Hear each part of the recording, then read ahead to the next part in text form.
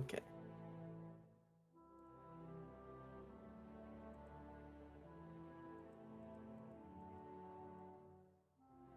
Okay.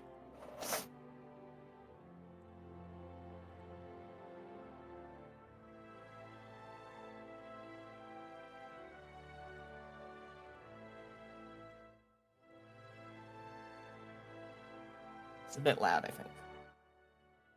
Turn it down a little bit.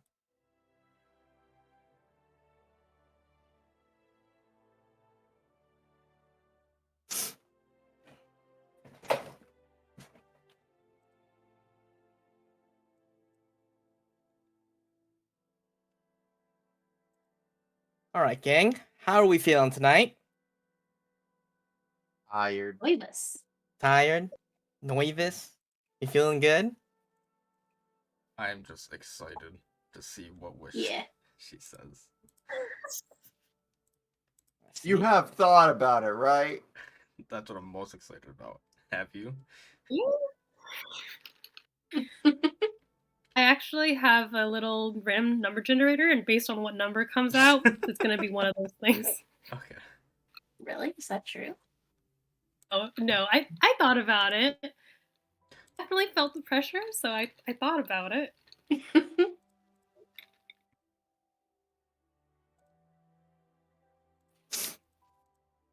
Okay. Perfect. So, now that we are all together, everything's going, the stream is going. Hello, stream. We are ready to begin. We cut back in at the end of an exhausting journey, a true gauntlet of challenges that has led our heroes from a small cave in Capra all the way down through myriad snaking tunnels with hissing pits of steam and glowing lava adorning the walls, filling the small enclosed spaces with incredible oppressive heat. We have fought giants, we have negotiated wars between tribes of fire newts, we have fought a dragon over a pit of lava and have been burnt and singed and battered and pieced together again. But we have at last arrived at our final destination, the heart of the island. We have arrived in the small monastery temple of Volca, a gray marble construction with gleaming veins of lava running throughout the architecture. A ceremonial place, not really for living, but more for celebration, a place of rest, a place wherein the chosen, once finishing their pilgrimage, may feast and finally decide in their quarters what it is that they would ask of Pelea should she find them worthy. After a small encounter with the guards of Miss Talia Blackstone, the only other chosen to have made it this far, our party returned to their quarters and began to rest, finally. Although one of our party members' rest may have been a little bit more exciting than they had initially hoped. As Suma, as you come out of your trance, come to realize that there is blood on your hands, and quickly checking the various bruises and cuts and burns upon your body, you come to realize that it is not your blood. You are the first to rise, having being an elf and not needing to rest quite as long as everybody else. What is the first thing you do upon discovering that you are thus bloodied?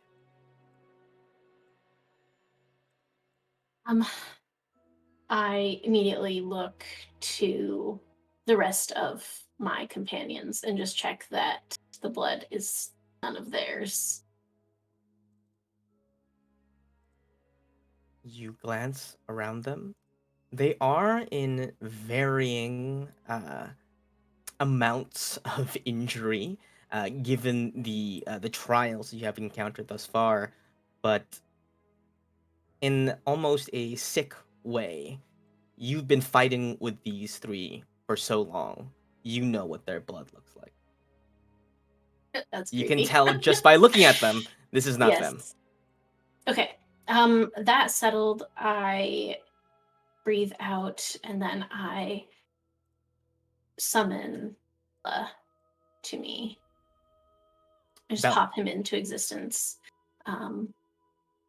you reach out for Bella. Bella does not respond. No. I think, go ahead and make an Arcana check. Sure. We'll say with advantage. This is something that you're intimately, Okay. creature you're intimately So familiar with. it's just normal. On a 25, you know what it feels like when the connection between you and Bella is severed for various reasons. It has been severed because Bella was sent back to the familiar realm, we'll say. I believe does it so I would have to, I assume then, cast it again to summon Yes. him. Okay. Yes. I will wait then. I will grab the helm from my bag. I will bring it over to me. It is hot to the touch, which is not something you have necessarily experienced before. It's almost so hot that it glows, so hot that it's difficult to hold in your exhausted hands, bare of any gloves. But you bring it over to you, and as you hold it in your hands, you're almost unsure if it's a trick of the light or of your own hands, but it almost tilts up as if to look at you. What did you do? Oh, you enjoyed my handiwork. What did you do? The same thing you would do. The thing that I saw in your heart, in the pits of it that you refused to acknowledge. I punished our enemies. There's a difference between what lies in a heart, what one does with one's hands. This was not me. No, it wasn't. But you should have felt how your heart stirred as we killed them, so would I. Who is it? Oh, no one of consequence. Two stragglers, exhausted from their travails, not even having had the chance to rest. It was poor sport, I'll say, but sport nonetheless. For these ancient hands, which have for so long been out of practice, they were suitable entertainment. But those two members of the ring, no one will miss them. I left the brat untouched, the girl in competition with your party mate. I left the other two as well. Though perhaps, had they deigned to show themselves in the outside hall, they might have gotten mixed up in it as well. As luck so happened to have it, there is just the two standing guard. Are you not, at least a little bit happy, Zuma? Were you and your party to have any designs upon interfering with young Pelea? The way is much more clear now than it has ever been.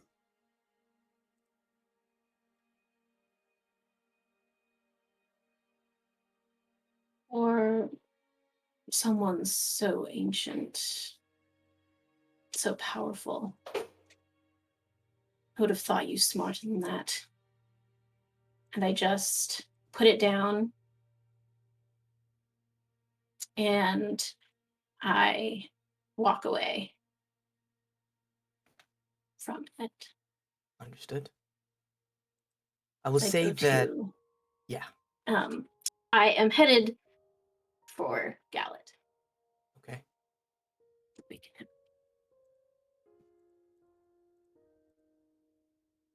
Yeah. What? Hey. Hey. Shh. Don't wake the others quite yet.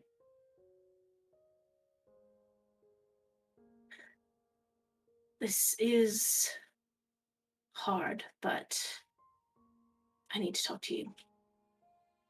Right, that bad to talk to? I'm out in the hall. Yeah, I'll go. You okay? No. And I show him my hands covered in blood, and I say, it's a long story. Well, not that long, but It's none of our is blood, I not- can tell. This is not mine. I know Alright. your blood has sort of a Okay. algae Alright, it was a bad sheet call. to it. Blood coagulates way too quickly. I That's know. not good. It's not healthy. Right. Yeah, I try to lead us out into the hallway. And Yeah. when as we get soon- out there, do we yeah. see anything? Yeah, you walk out into the hallway, and strangely enough,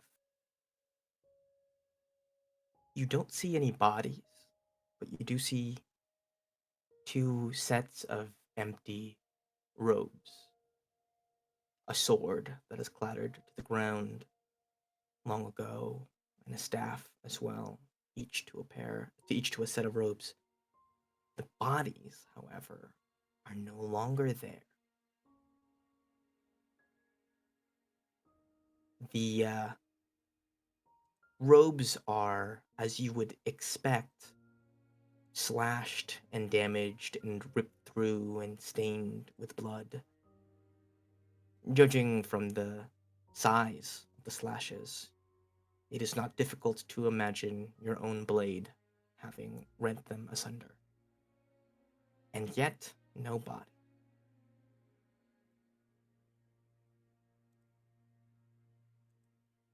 I don't even know where to start. How about we But- start with what you remember last? I was asleep, or I was in my trance. I was exhausted from the day, from using the helm, and I fell into my trance, and I remember nothing. I think I had a bad dream, but I don't remember it. Gallet, I think this is...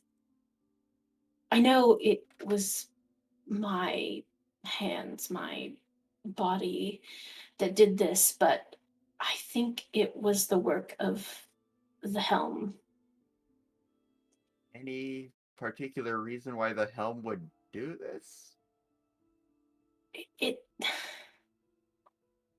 Do you remember when we were at that crossroads in the Underdark, and Wolf tried to talk to each of us, and she showed us visions, and I don't know what yours was, but she tried to rile us up, and she was like, "Don't you want vengeance? Blah, blah." And we each said no. The helm hasn't... It whispers things sometimes, but never anything of consequence. It just sort of says, haha, I'm so glad you're using my power. The helmet talks? Yeah, in Have my we established mind. that? I thought I had mentioned it at some point, but usually it doesn't mean anything. It's just Yeah. gloating, usually. And Ares is supposed to be a spirit of war. I understood that, but this yesterday, after I used it in the lava, it said how alike we were, how it sensed what I wanted, and it thinks that it knows me, and it thought that I wanted these people dead just because they were part of an organization that harmed me once, but it wasn't these people. I harbored no specific grudge against them, but I think that it took something that it saw too far, and I want nothing more to do with it. But I don't know what to do. With the helmet? Yeah. Okay. It's powerful. I Yeah. wouldn't have gotten this far without it. I would be a heap of mush and lava and all It's a sorts of good things helmet. at this point. It's a good helmet, but not if it's going to do this. And I don't know if I can convince it not to. I don't know. Okay. First off, let's make sure that this doesn't get any worse. So I'm going to go to the robes, put all the things in the robes, and just stack up, just put them in my bag of holding to, clean up evidence. Yeah. Go ahead and just roll a luck check for me. A luck check? D20, I guess? Yep, just a quick d20. Yo. Yeah, on a 16, you grab everything, no one stirs, not the Ashen One who guided you in, nor any of the other two that were part of Talia's guard. You gather things up, and there doesn't seem to be anybody watching. You stuff them in your bag of holding, blood and all, and go about your way. Alright, let's can you clean it? Can I use, I don't know, shape water to get rid of blood? Is that... I'm gonna say once it's dried, no. Yeah, no, okay, well, Fair. you're gonna have to wash your hands. I'll do that. The biggest thing we need to figure out, Suma, is were you wearing the helmet while you were doing this? Can it take over Honestly, you with contact or not? well, I guess I don't know for sure, but I don't think I was wearing it because I wasn't wearing it when I went to sleep, and I assume if I'd taken it off after the deed was done, it would have bloody handprints all over it. I didn't see anything like that, so Okay, can I see the helmet? Where did you Yeah. put it? by all means, it's on the bed. Okay, I'll go to the bed. You go to the bed. I will say, Alok and Ruby, this would reasonably, you guys could be waking up around this time if you want to be a part of this mess.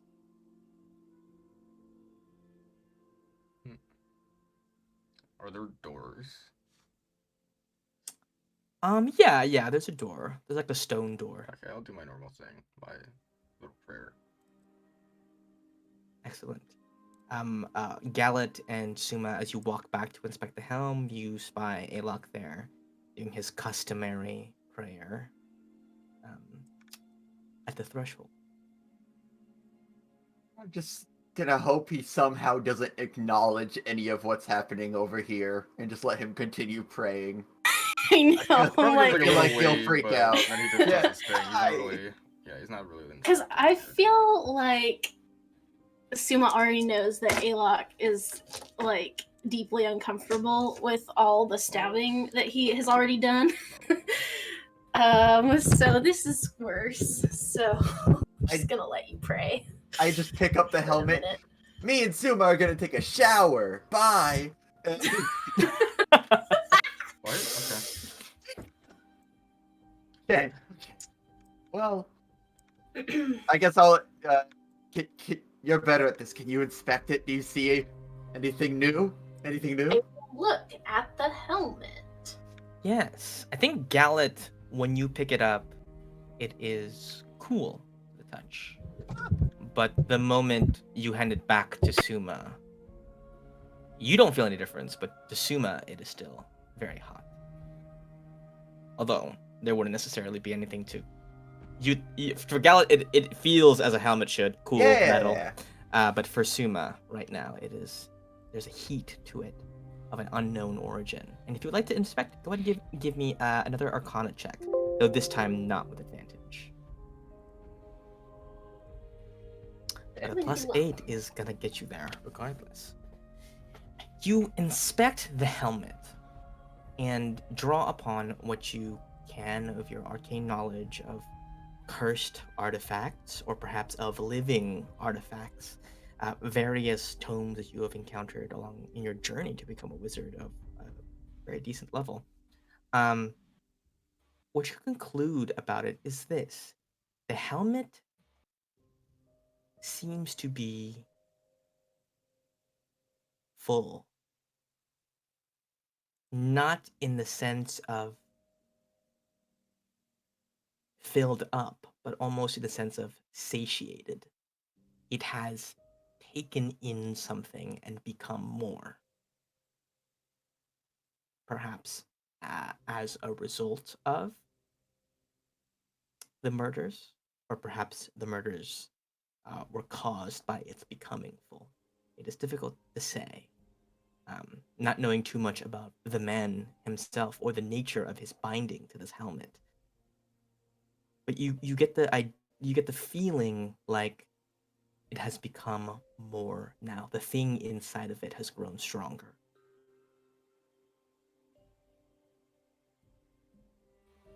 I will report that to Gallet, and also the fact that it feels hot to the touch. Okay, that's worrying, to say the least. Isn't it? Yeah. As someone I don't know who regularly deals with cursed items in the business, this is a no-go.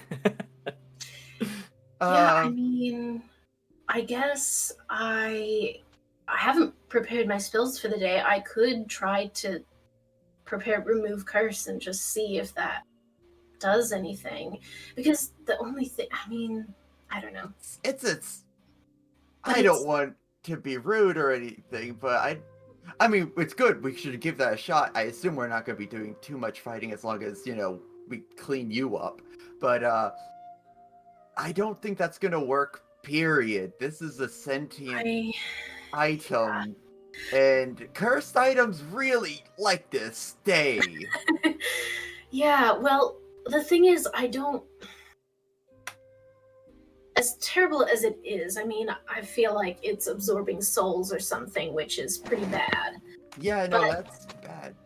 I think it's more of I don't think it's a curse. I think it's just the nature of the spirit himself. I mean, war is horrible and consumes souls, and I think that might just be his deal. That's a raw deal for one of the artifacts, I'll say. I get, I know. I guess you were so excited about collecting them all. But I mean, well, good news. Good news. Okay, so now we know the issues with it. So now we're gonna try to take preventative measures. You're super tired now, right? Oh yeah, I mean, I'm still exhausted from yesterday. All right, so just to make sure that we don't do anything horrifically stupid, if you are okay with it, because this is pretty much your helmet, I'm gonna put this in my ring. That's pretty much as far from you as I can get it. And yeah, I mean, that sounds great. If you do something while it's in my ring, that is worrying. So true. Yeah, I mean, there's still a little bit before the night is over. I was going to try to unattune to it. That's a good idea. But you should probably also put it in there. Okay, so you get your spells ready. You unattune. You do everything you want to do on a pretty on a normal basis before we leave this place. I'll put it away, and we'll ignore it for now. I know that's a bad idea for I'm cursed sure items. it could only go well. And if you enter your ring later and something terrible has happened in there, I do apologize. You don't keep anything sentient in there, do you? I don't keep anything sentient in there. I just keep some like small little things. But if it tears up the paintings, I'll be a little bit mad. But I doubt it. think the paintings are safe. I think it needs to use A host. person as a vessel. Yeah, and it's not gonna. Nah. I don't think it's gonna gel with Calypso. I hope I hope not. It doesn't seem like it would, So just get your spells ready. For the love of God, clean up, Suma. This is. Yes. Well, yes, I will do that. I'm doing it right now. I will hold on to this until you come back. You take this. I'm going to the bathroom. Nah. Wise. At this commotion, I think Ruby, you as well are stirred. And Alok at the doorway, you hear all of this. I don't think they're whispering in this room.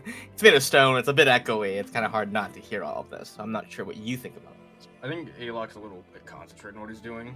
He's probably a little annoyed because he's trying to do his thing, but I don't think he's like fully paying attention. Maybe getting words here and there, but not piecing it together.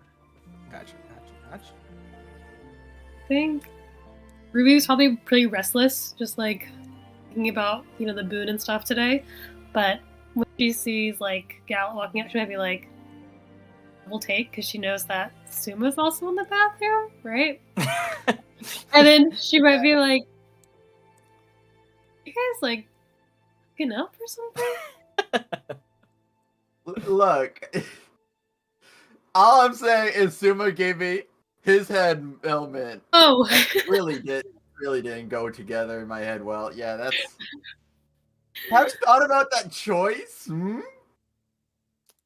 It's got a love interest bingo card, and it's just. And I'm gonna Gal, it was only a matter of time. Yeah. It's true. I'm gonna allow the topic change because I don't want to hear any more. Yeah, that's a good idea. Strong idea. I mean, I have some things actually in the works. Okay, keep it a surprise. Yeah. Make them guess. Yeah, everyone does. I mean, Suma does. No. You don't get it. You don't get the whole joke. Wait, why do you have the helm? I'm polishing it for Suma. Yeah. Yeah, it's been getting a little bit rusty. Oh, if you're gonna do that, I'll toss my shield at him too. Can you? Oh, When you're gonna do that, right? So can you? Yeah, that's cool. Yeah. This should take up my time, so this should be fine. Okay. Do you have anything you want Gal to polish? Still praying. He's just like really annoyed of his crappy roommates. I think okay. You actually ask him that while he's like trying to pray still. His eyes are closed. I'd probably still ask you. But, Okay. I mean, if you didn't say anything, I would just be like, okay. I think he would just open his eyes, just looking. No, I'm good. Close his eyes again.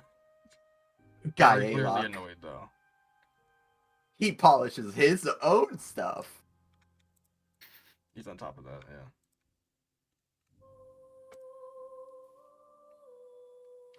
Dude just can't pray right now. As you guys go about finishing your routine, Suma, you walk out.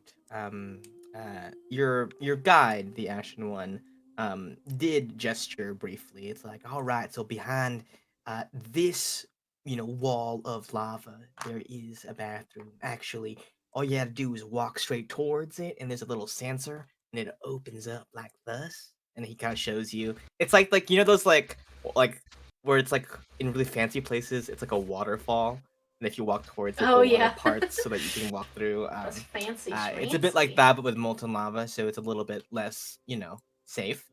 Um, but you are in there. There is a small, very simple accommodations. Um, hot water, of course, fresh from a hot spring, so incredibly clean, actually. Um, you wash your hands beneath, and blood slowly begins to come off, and you glance up, and as you do so, there is a small, um, kind of dirty, faded mirror above the sink. Um, and for in for a moment, just a split second, you do not see your reflection, but you see a grizzled human man with wild hair cascading down over his face, down to his shoulders, ratty and gnarled and curled like it hasn't been combed in centuries, grinning through his bared teeth, canines sharpened. It is just a flicker of an image, but you see it all the same. And the moment you almost, whatever your first instinct is, whether it's to lean forward or pull it back or do a double take, it is gone. Yeah, I'm going to obviously wash all the blood off, and um I'm going to try, assuming it will let me, to start unattuning from the helm. You begin the process of unattuning. This takes quite a bit, I believe. It Yeah, is short it rest. also it also it also takes an hour, right? Yeah. Mhm. Yeah, okay. I'll do it outside of the bathroom so people don't Can think I'm use the taking bathroom. extraordinarily long. The most magical shit of all time. Uh, um, yeah, you go ahead and you're gonna like, find like a corner in like the outside Just like hall. a hallway corner bench type thing Perfect. to Um, meditate about it. Towards the end of your unattunement, which progresses smoothly and without, any hitches, there's no like force compelling you not to or anything like that. And as Ruby and Gallant and Alok, you finish your preparations for the morning, um, preparing spells, what have you, doing push ups, whatever your morning stretches, get that out of the way. As you all kind of go about these things at the same time and they come to a close, you hear a loud, bellowing voice. Now, where the hell did they go? Um, and all of your kind of heads snap towards the sound of the voice, this loud, booming voice that you recognize to be the man that you had met earlier, one of Talia's personal guard, the the the warrior from Edelheim who had grown up here, um, having taken on the Palaean accent. You all hear this, and a little bit quieter, a mumble, because his companion, ever the more soft-spoken one, seems to be replying in turn, though you can't hear her quite as well. And you hear him again. Look at these. It's dried blood. He even sniffs loudly. You can hear it echoing in the hall. Yeah, I'm pretty sure I could track it, but I mean, not a whole lot of other options. I think we both know what happened here. Should we do something?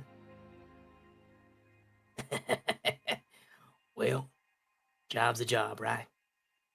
And the three of you in the room, you hear two sets of footsteps, one heavy and thunderous, and the other quite calculated. The click of well-kept heels on the smooth stone, and there is a knock at your door. I'll get it. Yeah, that's not worrying. We all heard that. I open the door. You open the door, and you see the warrior look at you and say, "Well, hey there. Hey there, friend. We had a Bruno, fun right? chat. We had a Yeah, pretty fun chat last night, didn't we? I think so. Yeah. You know, it occurs to me that I didn't really think too much about you guys, but I remember thinking y'all seemed like good people. Certainly not the kind that would murder two people in cold blood in the outside hall without so much as making a peep. Yeah, that doesn't seem like us. We're not the type, really. So then why'd you do it, partner? Okay, hold on, Bruno. I know we're being amicable early on, but do you have any proof that we did something like that? That's horrible. Only the stench of blood that trails from the scene of the crime to this door. All Who right. died? Who died? Our friends, Arturio and Marcus. Well, they're not really friends of mine, but you fight with somebody, you bleed with somebody. You get pretty upset when somebody's risked their hide to save your ass gets killed in turn. That makes sense. Do I hear this where I'm sitting?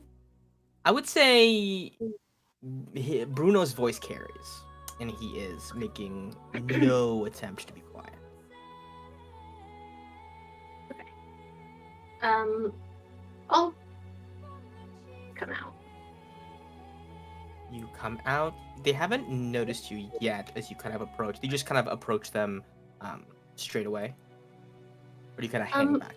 I hang back for a moment to see if his nose is sensitive enough to lead towards me directly. Yeah. You move a bit slowly. Bruno doesn't notice you, but the girl next to him, the one with the bangs, does. Her eyes flicker over, and she eyes you very carefully. But doesn't say anything quite yet, seemingly content to let Bruno kind of take point on this interaction. I have no idea who this Arcuro, what's his name? Mercutio? I don't know. No, I have no idea. He had two people with them in robes. That's the closest. I think it's them. Okay, so Bruno, you smell the blood, and it's coming to this room. Yeah. Come inside. Tell me, do you smell blood on any of us? He kind of takes your offer literally. Yeah, Just come inside. stoops down, enters through the doorway, which is made generally for dwarves, although there is some level of kind of height given so that, you know, slightly taller folk can get in, but he certainly has to stoop beneath. Sniffs around and marches straight over to Suma's bed. He says, "Which one of y'all sleeps here?" That would be me. And Suma, you appear like behind, kind of a bit more into the hall behind where the lady is standing. Who kind of like I glances will back at you finally. step forward and towards him. And what do you say? Or do you just wait for him to confront you? I sort of walk towards him and wait for him to have a scent reaction, I guess, for just a moment to see if he will. Yeah, he certainly does. Diluted though it may be by the washing that you performed, he whips around at the sound of your voice and says, You're the one who did this. Why? It was done by my hand, though not by my will. Oh. neat story that is. Isn't it, though? Is that all you I got didn't to get the say for impression yourself? you were close with them, but I do regret it. Close? No. But he folks you fight with, them's your kin, one way or another. And I don't stand for them being slaughtered. The way I understand. the battle unfolded, I could read it on the floor. The scuff marks left behind by boots. Didn't even look like they had a chance to fight back. It's that I truly take issue with. Murdered, without so much as the ability to do anything about it. Snuck up upon. That's why I never really trusted the sneaky types. I just I've look at never really Alok. considered myself Everyone one of the looks at sneaky Ayla. types. Alok's hiding, he's sneaking around. I know. I do have a moment of like, hang on, that's not what I do. But I think Suma also doesn't think it could be anyone else but him, so it doesn't look at Ayla or anything. And you see, he says, "Do you have any other plans to hurt our group? You coming after Lady Talia?" I have no grudge nor designs on any of you, nor did I on the two that were killed. I'm sorry for what happened to them, but I honestly don't have really any idea what happened. Not much more I can tell you, I'm afraid, except that I don't intend to harm anyone. Go ahead and just give me a charisma check.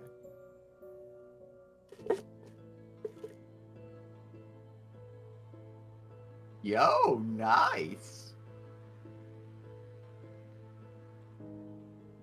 On that, I will say Bruno straightens up and he says, "After the banquet, before the procession, you and I will duel. You may fight, kill, if you like. You may fight to disarm. It is up to you. But I will be coming for blood." And he turns to walk away. I just let him go in silence. The girl that he leaves behind kind of looks up, sighs, and then says, "Y'all didn't really kill them, did you?" I really did. I think. As far as I know. I could tell. People who murder like that, they have quite a different look to them. I'll try to talk Bruno down, but I don't make any guarantees. It's fair. I'll duel him if that's what he wants. So, but you're still tired. Oh, yes, I will most definitely lose. I mean, you see those muscles, right? But Yeah. we're in the goddess's realm. Perhaps Pelea wills it. You see, she says, "Truly, I never liked those two regardless. And if anything, you just made my day by murdering them." Of course, Bruno's the honorable type and doesn't quite see it the way I do, but the money for the contracts was always supposed to be split between the four of us, and the way I see it, now it only needs to be split 2 ways. Hey. And if Suma has to fight Bruno, split one way. That's the one thing I can't maybe. allow, unfortunately. Bruno won't No, die. if we do duel, I can promise you I will only be aiming to defeat, not I have no designs on his life. I can assure you of that. You see, she nods, and then she turns to Ruby and she says, "I delivered your letter, Talia. I don't exactly know what you put in there, but it must have been something interesting. She's barely said a word since she read it." Sorry, I'm still processing the fact that my friend just murdered 2 people. But what did I write in the note again? Hell if I know, I mean- didn't read it. That's private That- correspondence. I mean, is it really murder if, like, Suma wasn't willing throughout the process? That's.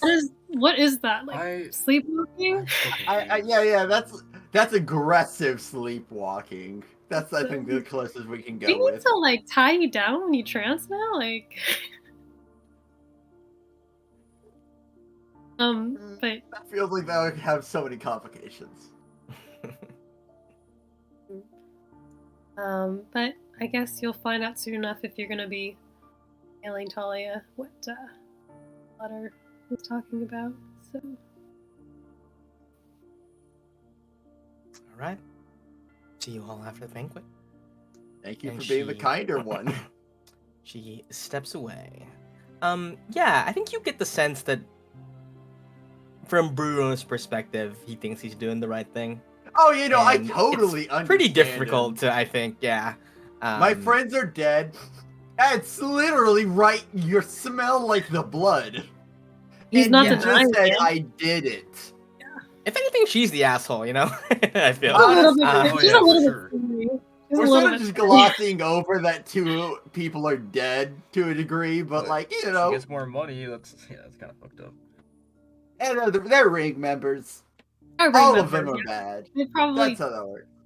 even did some Damascus. unsavory things. Even Damascus. Okay. So, anything you just want to do before the banquet, or do you want to just go straight there? I probably like would confront Zuma and be like, "Wait, is that why you were sneaking around all day? Is that why Gallup was polishing your helm?" Yes, I'm afraid we were not having a torrid affair in the restroom. I was cleaning the blood off of my hands. It happened in my sleep. It sounds cliche, and so I've put it away for safekeeping, and I'm no longer associating with it for the moment. Did you dream it all? I think so, but I don't really remember what happened. It felt like a nightmare, but I have no memory of it. Was there any part of you that did want to kill them, like at all? No, Even to I the mean, slightest bit? no, not kill them. I mean, I wasn't happy to see them. We never got along with the ring, and I didn't have positive associations with the organization, but I didn't wish them any ill will at all. I was ready to just move along and ignore them. I don't know. Helm certainly felt some way about them then, I guess. Either it thought it knew what I wanted and just inferred something incorrectly, or if there was any desire like that, it was deeper down than even I could see. Wow. Well, The only, do well, the loose end that's left is what happened to their bodies. I actually don't know what happened with that. Yeah, I guess that is weird. The bodies were just straight up missing. Well, I They're don't like, really know what to do about that. I can't exactly blame you for killing someone who you had no intention of killing. So, I mean, I know listen, about that. I feel the guilt, even though I know that it wasn't intentional. I won't tell you how to feel. I don't know how I feel. I'm sorry it happened to make this whole thing a lot more complicated. It's And not that's really. I mean, it's so weird with like cursed items taking control of you. Like, you know, if it doesn't, it feels like it's not really your fault, but then it is. Yeah, it's. Did you pick out the spells you want to use on it, by the way? I'm really wanting to get rid of this quick. It's Yes, so polished, well, though. It is like it is gleaming. I really don't think this is gonna do anything, but just for posterity to say that I did, I Yeah. will cast Remove Curse on it, and I presume I've unattuned by this point. You have You see me? Okay. You have indeed unattuned to it, and you cast Remove Curse. Nothing seems to change about it. Okay, Gallet, I think you're safe to put it in your ring for now. Alright, we're It doesn't seem going. to do anything. Didn't really expect it to. I put it in my ring. Okay? You place it into the ring, where it will remain for however long it remains there. I don't Okay. like how it looks in there, so I do put a blanket over it, and then I leave. Okay, you cover it up. You cover it up real fast. I do have Yes, calm emotions if that would help for the helm. That's actually worse, because, like, if Sumo was coming out to kill you, the calm Sumo out to kill you is way worse than the angry one. That's true. Just like, oh, hello there. I think in that scenario, Sumo's not mad, more on a mission. Yeah, that's true. Yeah. I think just leave it. I've unattuned, so hopefully it can't access my mind or anything, but I don't know. Can you try to reach out to it? Like right now, it's in the ring. Can you just like try? Yeah, I can try. I will reach out. Hello? You called for me. Oh, Fuck. Shit. It worked? He's still there. I don't know how that's possible. you ask him what he's doing. What I'm doing. What am I doing? What are you doing? Listen. Stay out of my head.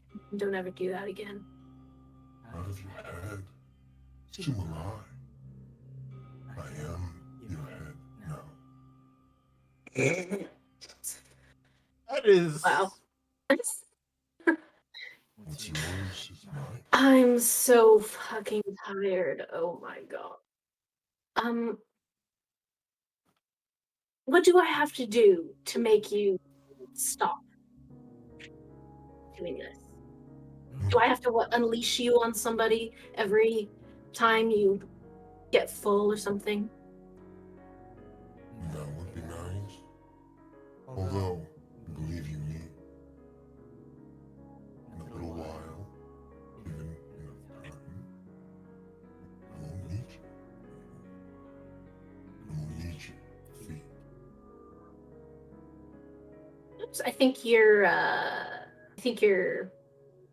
voice changer made it a little It's hard to very hear what you quiet. said. If you talk too quiet, it's hard to It's hear. hard to hear. He said, I won't need you soon enough. You just keep using me when you need to, as you always have.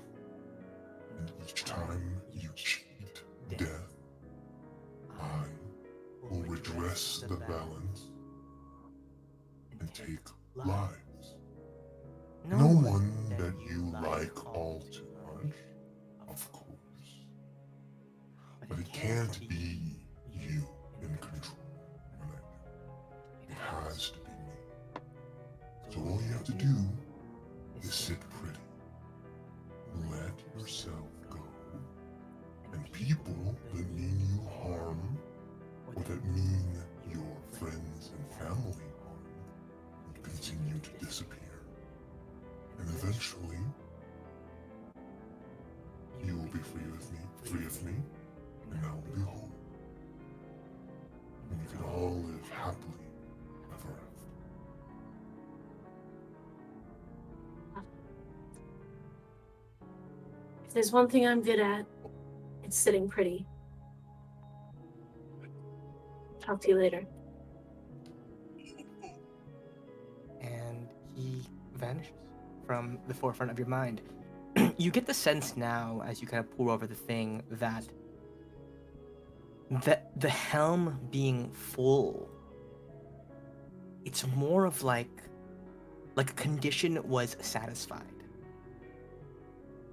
It had been used enough times to give the person trapped inside a way out.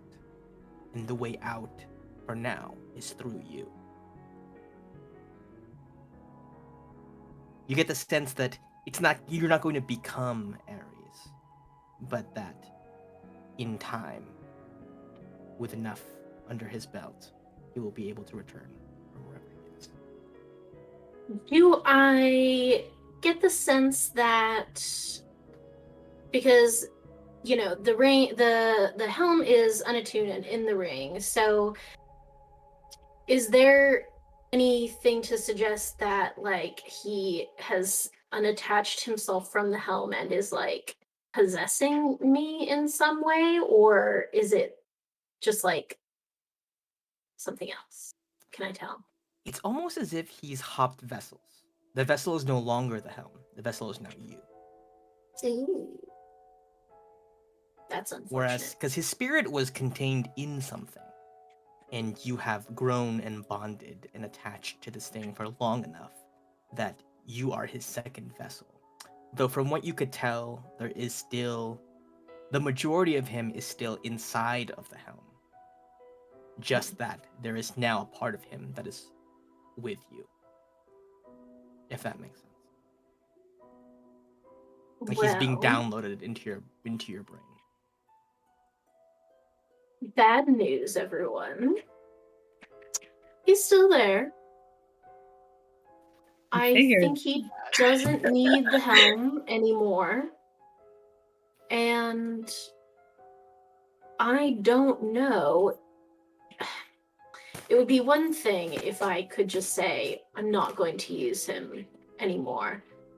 I can choose whether or not to activate it when it was the helm. But I am worried that now that he is somewhere in here, that if I go unconscious, I don't know, that he might be able to activate himself. I don't know if that's the case. I certainly hope not, but it sounds like not quite the same, but in a similar way to Alok's amulet. If I escape the clutches of death, he will take the payment in kind. Well, that sucks. How long have you been talking to that helmet? Since you got it? Have you just stopped telling us? I mean, I think he's been talking to me ever since I got the helmet. Honestly, I didn't think it would amount to anything. He never said, I'm going to take over your body and kill people for you. He just said that we were the same, that he saw similarities in our desires, our personalities. Okay, so that sentence seems fine enough, but that doesn't... Can you try to get the tone of how he said it when he said it? But was it genial? And it was kind of like, I love to kill people. Yeah, see, that's why I I was feel like that wondering. might be a red flag. That'll do it. That's Yeah. But like sometimes that's just someone's voice, you know. Yeah, I can't. No! judge. You can't No, judge a not book. really. That's not how that I works. don't know. oh man. Okay, It's moving. fair to question whether I should have questioned that. It's fair. I mean, it's a Yeah. talking Well, item. So here's It- the you thing, know. Suma. I said this Gal before, not too long ago, when Gal had something happen and he didn't tell the whole party. I think if anything happens, just anything like that could remotely even possibly be bad, maybe we should tell each other because we're all here to help each other, right? Yeah. Because otherwise, we might just be endangering each other without like. I'm fine with you guys putting me in danger. I mean, it's been happening this whole time. Just as long as I know that I'm in the danger, right? That's I fair. know. You're right. It would have been nice to know. So just Guys, keep that in I mind in the haven't been future. telling you the whole truth. The Scimitar of Oh. Memories has been able to let me delve deeper into the memories than I've really been letting you know. It's actually horribly traumatic each time I use it. What do you mean? Stop using it then. Why do you keep wanting to Wait, use it? what are you getting? What do you mean? It's so addictive, Ruby. What? I can't tell why. Like, Oh my God. I felt like I was the fire giant multiple times. Oh no, you had to live through that? Yeah, a bit, but like, it's addictive, guys. I gotta be someone else for a bit. Yeah, someone Right. was murdered. I know murder is such a strong word. It's more of like Pelea put him there for me. You know? I mean, I don't like playing. But the Scimitar People doesn't lock- talk to me. So, you know. Well, I guess Sumo really didn't like that idea. Okay, well. Well, I mean, it's No. just again, it's another Goes example on. of us just not telling Aries. each other. Aries. Yeah. It's unfair because Yeah. I just gave Sumo that whole talk How about about we it. all just check in whenever we get a magical item? Let us know, like, you know, if it talks, what it does, how that affects our psyche. You know, let's be a good group about this. Yeah, I feel I'm like like, just need I mean, things like- out on the table. I just Yeah. need to know. A- 'Cause- that's A-Lock saying that. So you know when A-Lock says your communication's bad, Yeah. that means your communication I don't know what you're is talking about. No, it's that bad, is it? Oh, I'm sorry, Alok. says What something. is this consensus though? You know, moving forward, if I have anything to say to you, Alok, even if I'm respecting your prayers, I will just immediately go to you, stop your praying, and, you know, just tell you how I feel. Well, if it's life threatening, then yeah, actually do that. Well, we don't know if something's life-threatening, If so it's I'm just gonna make... potentially dangerous, it's probably worth it. Anything's potentially dangerous. I mean, Come on, Alok. realistically, I know I get mad. I got mad today. My prayers, it feels like, are pointless anyways. I just do them kind of because it's a ritual of mine. I just do it normally. So if you need to break it for something potentially dangerous, yes, do that. 'Cause Okay. I'd Is rather there not any play. cursed items we're hiding from each other? I'm pretty Probably. out... Like, me and Alok are out there with our cursed stuff. Yeah. Ruby, you're the only one without a cursed item. Yeah, full disclosure, gauntlets don't talk to me. Okay. Oh. You know, Do you talk to them? so yeah, sometimes. Okay. Yeah, I like to give them a little pep talk before battle, Mhm. like, you're Makes gonna sense. beat up some real big guys. But you never really beat up people with the gauntlets, though. I did like Yeah. at least once. I think I've at least used them once or twice. So you give them a Like, false prep talk. Well, hopefully they don't Yeah. talk because they might get mad at you. Yeah, you know, I could see that. I don't think my gauntlet getting mad at me is the worst thing that can happen. What if it starts making you punch yourself? That would That be would be bad. And it just starts saying in your head, why are you hitting yourself 90 times over? Should we keep collecting these zodiac items? Like, Yes, I am not deterred by this. I This mean- is just a small bump in the road. I guess it kind of also is a curse that we can talk in each other's heads with these earrings. Speaking of which, does anyone want this earring? Yo, Alright, I give it to Gallet. hello, Gallet now has the earring. hello. it's like white noise because like I Hello? feel like me and Gal usually have the earrings, so it's like Yeah. I'm used to this. Galet's thoughts are just like, yeah, it's just like, Yeah, they just feel like slowly seep in some random stuff. I'm hungry. Yep. Wonder what we're gonna do today. Did I polish that good? I like send him like. When is That's Suma gonna soothing, kill isn't all it? of us? Oh my god. When will it happen? I wonder if they have a bidet here. I have to use the restroom. Oh no, is she listening? I don't know where. Oh, what the heck? Wait, did we long rested, right? I assume. Yes, you did indeed long rest. Important time. Also redstone Yes, time. new portents. Important. Can we get off the lava screen, please? I don't. I have to Yeah, have I yeah. have a whole nother tab open, so I don't have a red screen. Oh, yes, certainly. Okay. Thank you. Take you here. Ah, no one has a bad roll. That's Okay, bad. Right. Is that better for everything? It's always close for some reason. Important roles. Yeah, that's unfortunate. Maybe they're just bound together by fate, perhaps. Ah. Pretty good though. Okay. So, I think you guys get that group huddle discussion done with.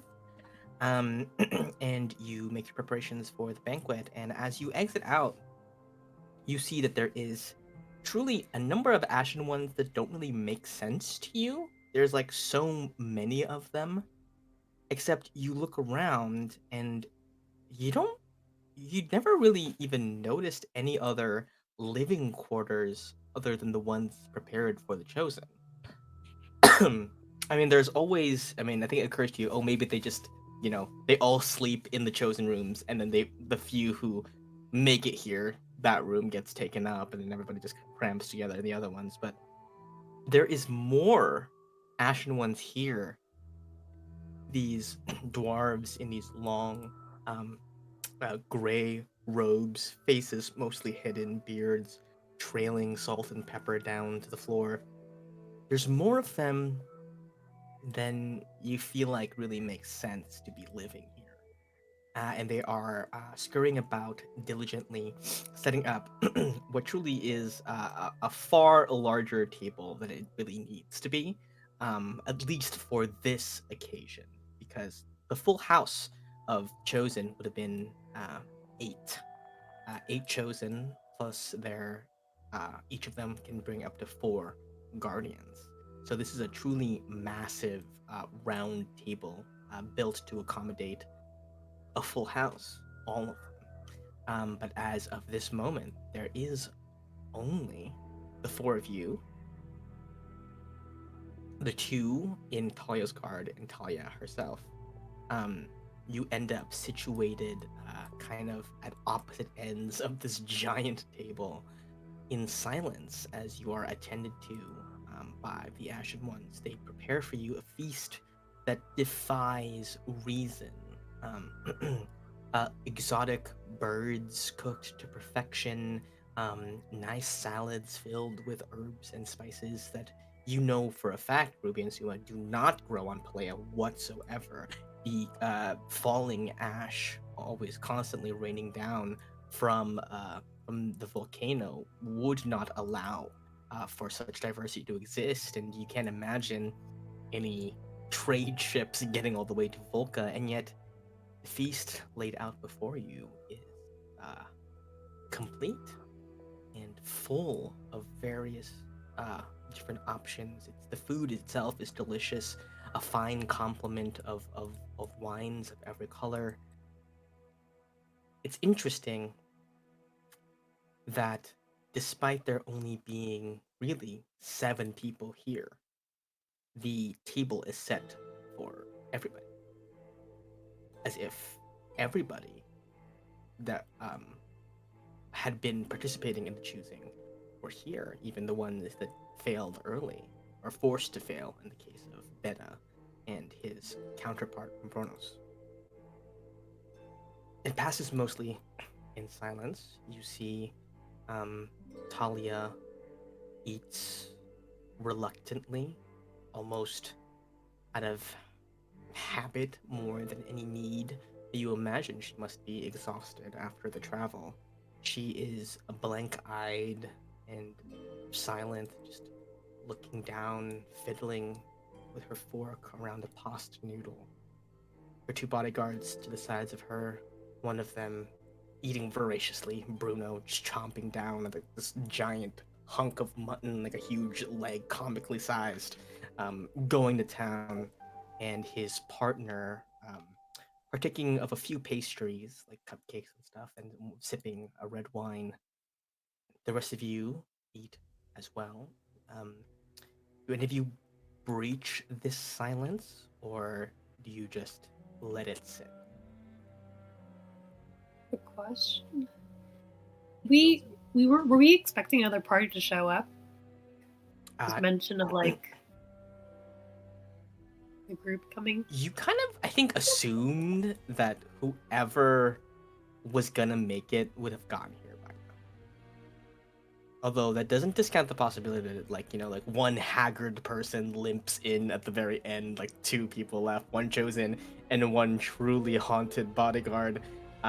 Could be the case, but you get the sense, kind of, that this banquet wouldn't be happening at all if there were still people coming. They're participating. I mean, it feels weird, so I don't like it silent. So yeah, I'll just broach something like, oh, this magma worm steak is so good. Bruno, have you tried it? Looks over at you like, yeah, it's pretty damn good. Yeah. Gets me in the mood for an ass kicking. I would have, by the way, wanted to sit next to Bruno. Oh, you would have sat all the way Oh, back. what Yeah, a power for sure. play! Wow. Yeah, that's What a really. Chad. That is really just like nice and peaceful. You see, I don't say anything to him. I Just just take food want off his to plate. sit next to him. he just looks at you and he goes, "The dinner place, the dinner table, it's a sacred place." And he gestures over at the wall, and you see that his massive battle axe is like leaned up against it. He says, "No harm will come to you while you're eating, unless, of course, you don't give me proper elbow space. And in that case, it's really more of an accident." Axe. What? He was pointing towards an axe in the background. An axe. Accident? Yeah, his Never battle axe is mind. like leaned. Yeah. And you don't say anything more to him, but he seems to pay you no mind. Although you do notice that, I think, sitting there, that Talia casts a glance at you and then quickly looks away.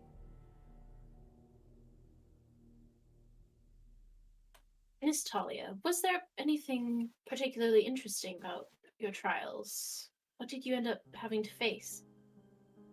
She looks up.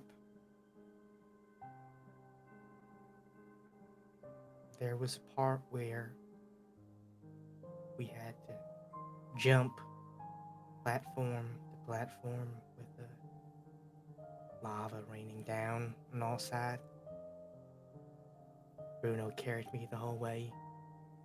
Still jumped higher, faster than anybody else. You see, Bruno goes, "Damn right. That was my favorite part. It was like it's like a little game. We used to, back in the village in Edelheim, I remember we had this thing where we would, jump from floating little iceberg to iceberg, little tiny little ice floes, the ones. They're kind of, and you have to jump real quick too because they might break if you stand on them for too long." And he's just talking, and then Talia's kind of, having answered your question, just looks back down on her food, Yeah. idly playing with it. Just to sort of test the waters and see when Bruno tells me that, I'll tell him about when we were doing the like festival on Galen, and Alok and I had to like platform jump on Oh. the thingy platforms, and I'll kind of talk up Alok a little bit. Did Alok make that one? and- Oh, that's right, I did. Yeah. And just say, oh, it sounds like quite a similar feat of athletics. Yeah. Fancy that. Pretty neat, I gotta say. You see, he looks at you and he says, "You're different than I imagined. What sort of trials did your group have to go through in the caverns?" I look around to see if anyone else wants to tell him. He says that loud enough that you all hear him. We had to build our boss, if that makes sense. Like, took a while to get, like, we started off just trying to find our way. Then we found a little dragon. And, Dragon? yeah. Wait, did Imagine you not that. have a little companion? No, not at all. Oh, okay. Well, we got ours, and we basically had to feed it things to make it more powerful. And then that was the final boss for us to get in. It was a bit cruel, in my opinion, all things considered. Did you have to do anything like that?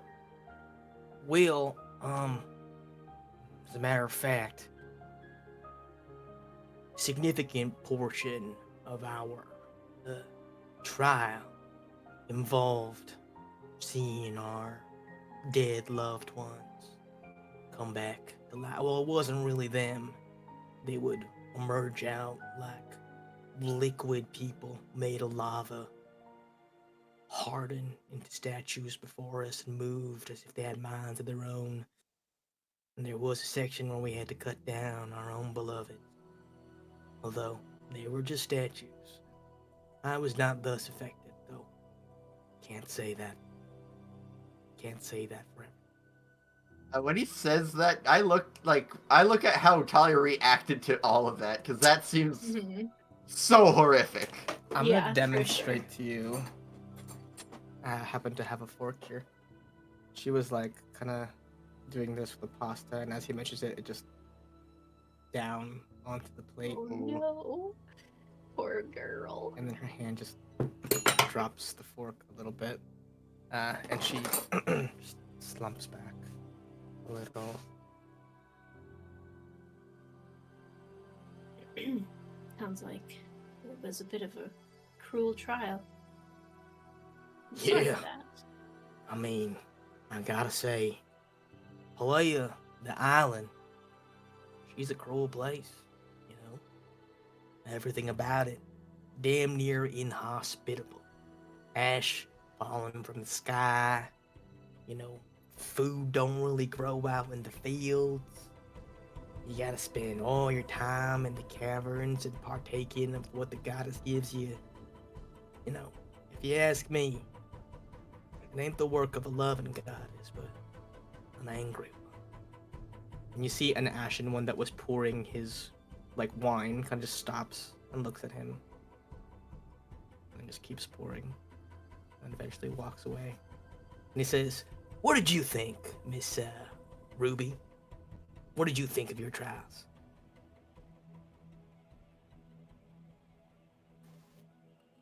It was great. You had a good time?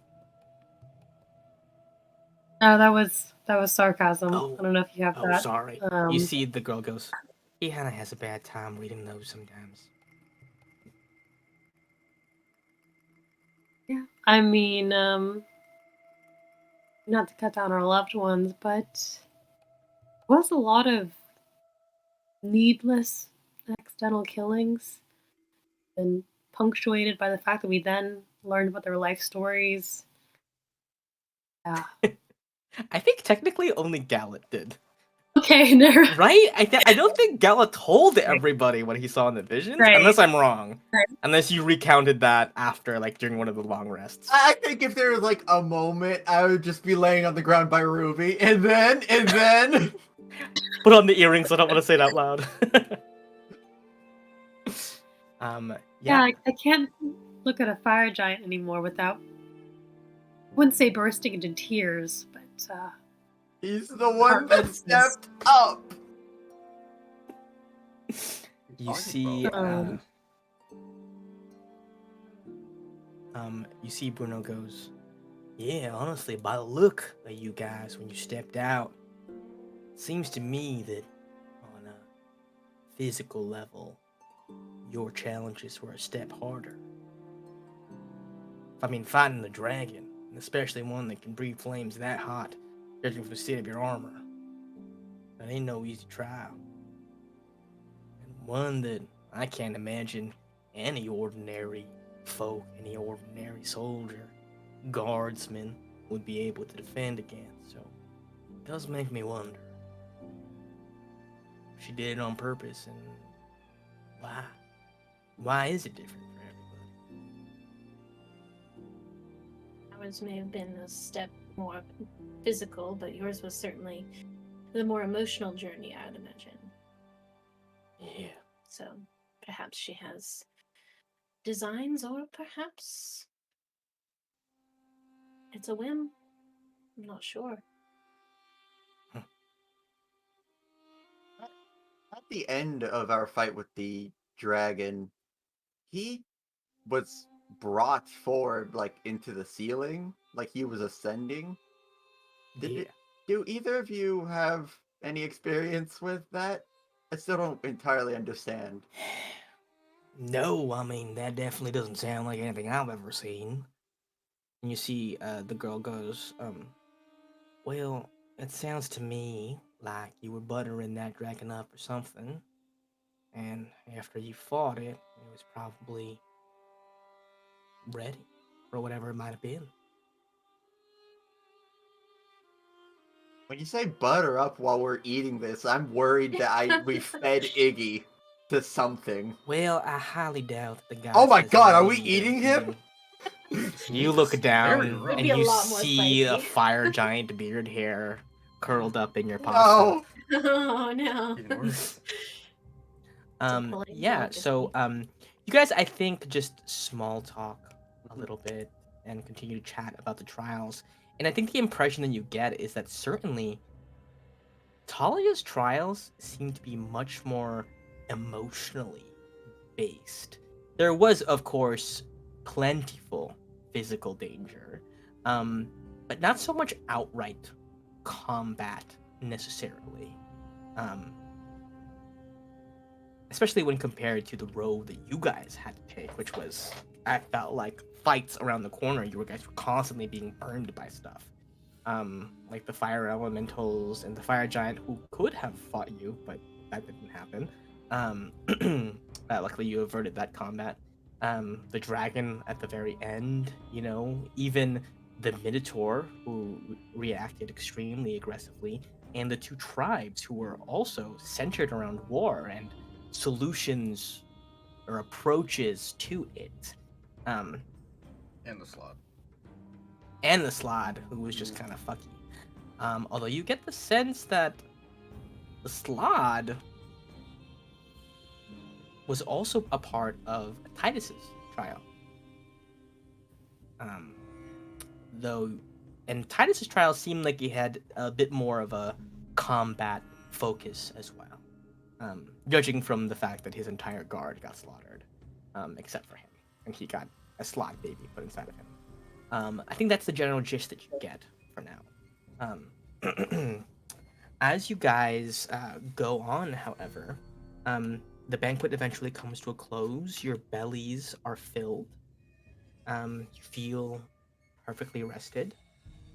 In fact, this won't be relevant, but Suma, you feel a level of exhaustion fall away from you after Very nice. eating here, and all of your max HPs are restored to what they were before you entered into the caverns. So in case any of you hadn't done that, this would be a good time before it's like 3 weeks from now and we all forget. And it's like, yeah. Bruno stands up. He says, well, now that's done. The food is over, the eating is over, the revelry has come to an end. Lady Talia, I ask you to wait a moment to try to avenge our fellow soldiers in a battle of honor. Hold on, Bruno, come on. You've talked to us. You know that we're pretty decent folk. Just because something went wrong with a magical item, that doesn't mean you gain any honor from, let's say, killing Suma. There's nothing good will come of this. This whole trial We've been forced to pit against so many different kinds of beasts, have to face our own beasts, and you're just going for another fight, but it's not gonna solve anything. If you try to kill Suma and you put Suma in a bad place, chances are high something worse is gonna happen than you killing Suma. Suma didn't choose to do what he did on his own volition. Another, I'm gonna let him know, another cursed entity decided it. If you put Suma in that situation, I think no matter how Suma wants it to go, they'll draw on the power. And I guarantee you, Suma could swim in lava with that power. All you will be doing is killing the future people that cursed helmet will be requiring to die. In essence, you're going to be doing this to another group if you continue with this. This doesn't help either of us. Yeah. Go ahead and give me a persuasion check. I'm going to use human determination for advantage. God, I'm never good rolling with persuasion. On a 16, he says, "My friend, I understand your words. My links to my home tribe back in Edelheim, they are few and far between. But I remember my father telling me, as he was raising me to become a warrior one day, the ripe age of 4 years old, he told me, above all else, we avenge those who fight with us. That is our tradition." And you see, as he goes to retrieve his axe, Talia stops him. She raises up a lithe hand, shaking a little bit, and grabs hold of his bicep. And he pauses. And Talia, without even looking at Bruno, just eyes still cast down her food, still uneaten after all this time, just says, "Bruno, that'll be enough." "But Miss Talia, that's an order, Bruno. I think I've about had it with traditions." And Bruno reluctantly looks at you, Galad looks at you, Suma. And then sheathes or stows away his battle axe. Almost at the exact same moment, there is a clap, a loud, as you all turn and see an Ashen One at the far end of the hall say, "Well now, it has come time. The choosing has concluded, and you are to meet the goddess and speak to her about the final fates of your clans." Ain't that something? You, all of you, will step foot in a chamber rarely ever seen by mortal eyes. I still remember the day that I first walked in there. It was the best day of my life. Now the honor falls to y'all. Now, by tradition, those who arrive at Volca first may meet with the goddess first. And so, Miss Talia Blackstone and your two companions, you may rise. And you see Talia says, "I would like Ruby to come with her and her group." And the Ashen One goes, "All right. Okay. Well, that's perfectly fine. It's certainly not according to tradition, but I mean, I don't think there's any rule that says you can't do that." And Talia also says, "Can we also have a little bit of time beforehand just to talk?" Everyone goes, well, that's what the dinner was for, but okay. You all take your time and do what you gotta do. I'll check back in like 10 or so. And the Ashen One steps back into the hallway. Talia addresses you, Ruby. She says, thought about it.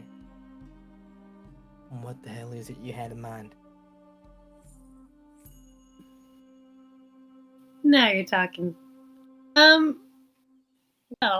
it's not so much a plan as negotiation tactics. I don't even know if you'd call it negotiation tactics. Maybe like ideal goal and then smaller goals underneath it, assuming how nice it is. Okay, What well, the hell are you talking about? I didn't prepare for this. It's like you put in the And then note. I'm just kidding. She actually pulls down a PowerPoint and she's like, slide 1. Slide 1, the choosing. Every year. How many deaths happen every choosing? Too many to count. The statistics. Webster defines unfair as. I'm just kidding. Exactly. Is this a new spell? That's the What is first. this? Oh, it's a little minor illusion. I don't Power know. word point. Too many words to keep track of now. Point. And then point 3. What is the benefit that comes from the choosing? Okay, maybe the graph. plans. Excuse me? Oh, Take no, that was questions at just... the end. Okay. Ruby, I feel like you could have used like some more transitions. I don't know. It's very. Yeah. This So is to my rough blank. slide. I worked on It's a little last rough. night. Okay, so Massive casualties. and then it does that thing where it, like smaller and then it goes to a different one. So what is the benefit that we get from the choosing? Plans that do win, which are very few, they're, blessed or whatever, but overall, I feel like the net sum, we can both agree that the net sum of the choosing is negative. Positive. Oh, you with me? Okay. Just to So- double check, you are in fact actually saying this, right? Is that part of the Oh PowerPoint yeah, I'm bit? saying this. I'm saying this. Okay, yeah. okay. I just have to check. Okay, got it. Understood. Slide 3. Oh damn, my clicker. Okay. So slide 3. I don't know how big these boons get to be. What I'm proposing is that maybe, if not just my boon, but if we combine ours, we both ask Pelea for something, maybe we have a shot of talking about choosing. Just like, that's ideal. That's the ideal. And in it? Forever?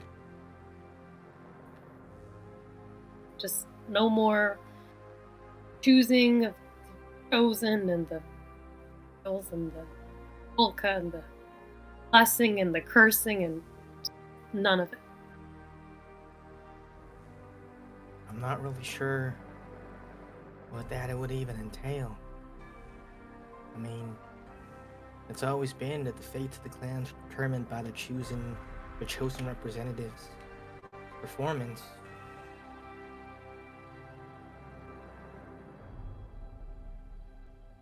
Can I ask you a question, Ruby? Not at the end of the slides yet, but sure. What else would you have wished for? What are you giving up for this? Well, you don't really know me that well, but I'm not the type to for help regardless. So, I mean, my team, we might have done something Red Wraith related, team related, but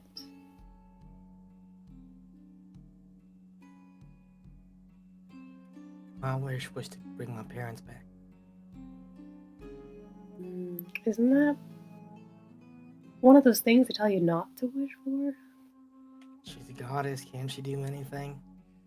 I know clerics of Pelea can That's bring the people back from the dead. Clerics of any god or goddess can do it, right? Like, would it be that much of a stretch to ask the real thing herself to bring back just 2 people?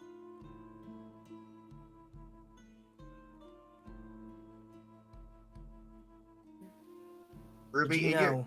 oh, Yeah, go ahead. just in your ear, I just wonder, like, I thought there was something that the what's Damien Blackfire? I thought he wanted something from her. oh yeah, Dan Blackfire, yeah. Um, yeah, wasn't there something else? Damon Blackfire wanted you to boon. Well, I guess I worded the question a bit wrong, or the wish a bit wrong. I was gonna wish that everybody who died in the vault came back. That's what Damien wanted me to do.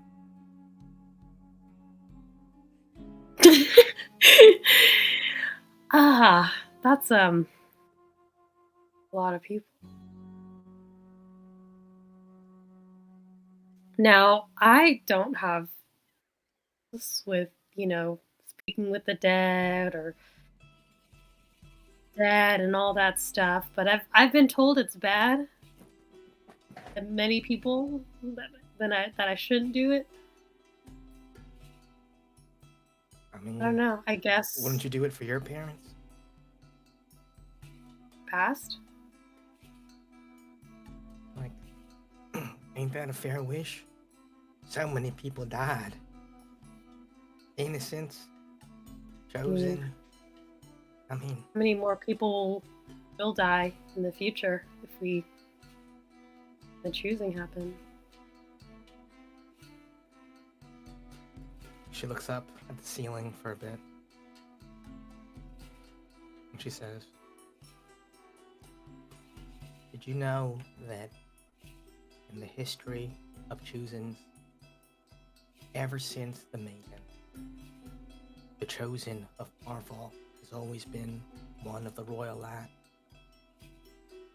Without fail. I don't know why it's always been that way, but it just has. It might be my daughter, my grandson. I don't know how long it'll take till the next one.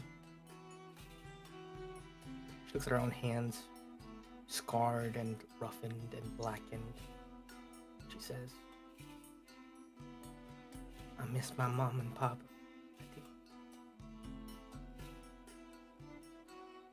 But if you're certain that this plan of yours is gonna work, and I can keep the future Blackstones from having to endure what I endured, then okay.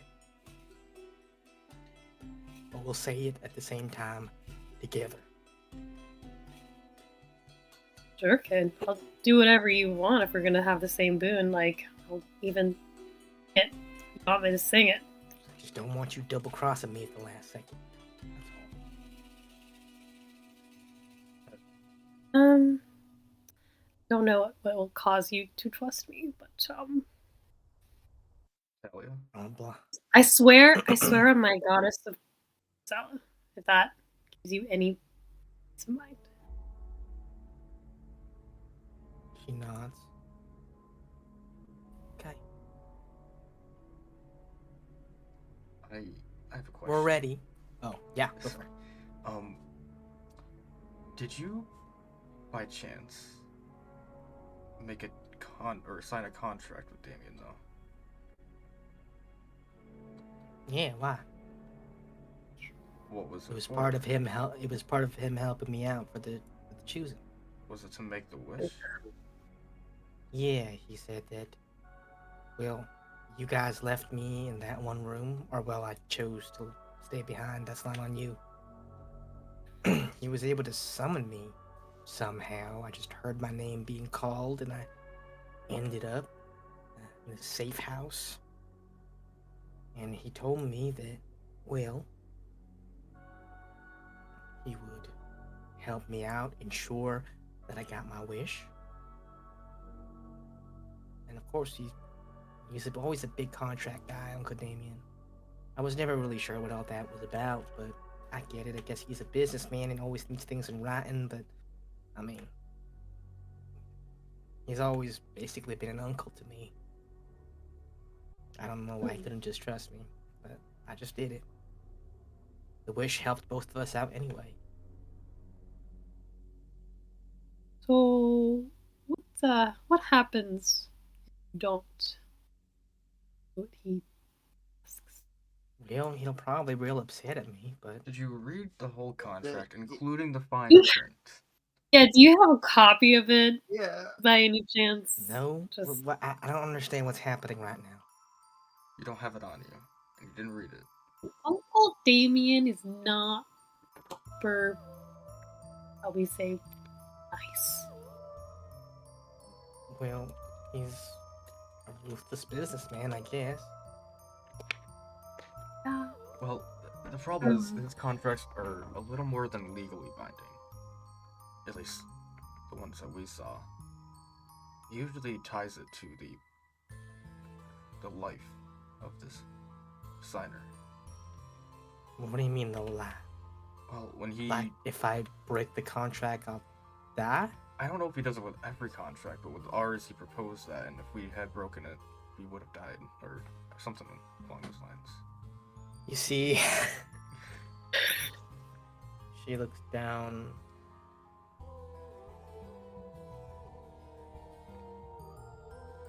Do you think one wish will be enough then?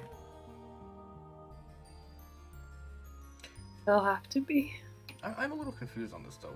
Do you both have to use your wishes together to do this one wish? I mean, it's like a big. It's a pretty It big seems- ask. It's Well, a pretty big ask. I one. feel like I a have lot of little- the things we would have asked for are big asks. I don't know. I mean, what if you guys just try doing one person, and then if he says no, then you'd be like, well, what if we both do? Like, what if you like just I mean, test the I just wanted to waters? have a contingency. I wasn't gonna have Okay, us both. there you go. I think if I had Well- asked and she was resistant to the idea, then maybe I could try to like coax her down by like alternatives, or seeing if like, Talia throwing in her boon would make a difference. Or The only problem is that if Talia doesn't wish what Damien wanted her to wish, then she dies. And if she does wish his wish, God, so many wishes, then everyone in the vault comes back, including Madeline and Estelle and everybody who caused that whole catastrophe to happen. I know it might seem wasteful on the outside, but what if, Ruby, you wished for her contract to be nullified and then she wished for choosing to end? Hmm. that's I smart. pat I pat Zoom on the back like, yeah, that's the smart one of the group. That's why you keep me Aw. around. I don't know if it'll work, but that is a possibility if you are both willing That's to true. consider it.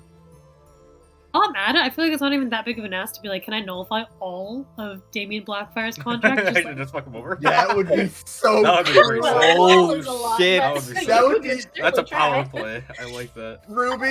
Ruby, you'll be the best first mate ever. Yeah. I think another thing to think about too is if for some reason the one wish for ending the choosing isn't sufficient, Hmm. then Talia can always, if the contract's nullified, you could always just use your wish to bring back just your parents as well. If we you're can't always continue. against that.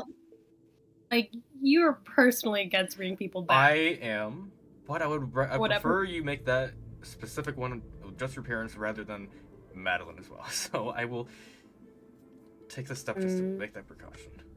Yeah, I think Madeline would be stronger if she came back from death. And much more, No. much angrier, ruthless maybe. Definitely not good for Pelea as a whole if she's back. Yeah, or the world. Saucy. I was gonna surprise kill her. Oh my god! Which you guys Damn. asked if she signed a contract, which was very smart. She did sign a contract. Good job. Good Seriously, job, Brian. mentioned dinner, but oh fuck. Good job. Good job, Liz. Teamwork. Nice, we got smart people here. Wow, what a productive meeting. 10 Whoa. minutes it's been. Wait, Um, hold Because on, we ate the Ruby. dinner while Has Talia agreed to this? Yeah, we also haven't rolled a single insight this whole time.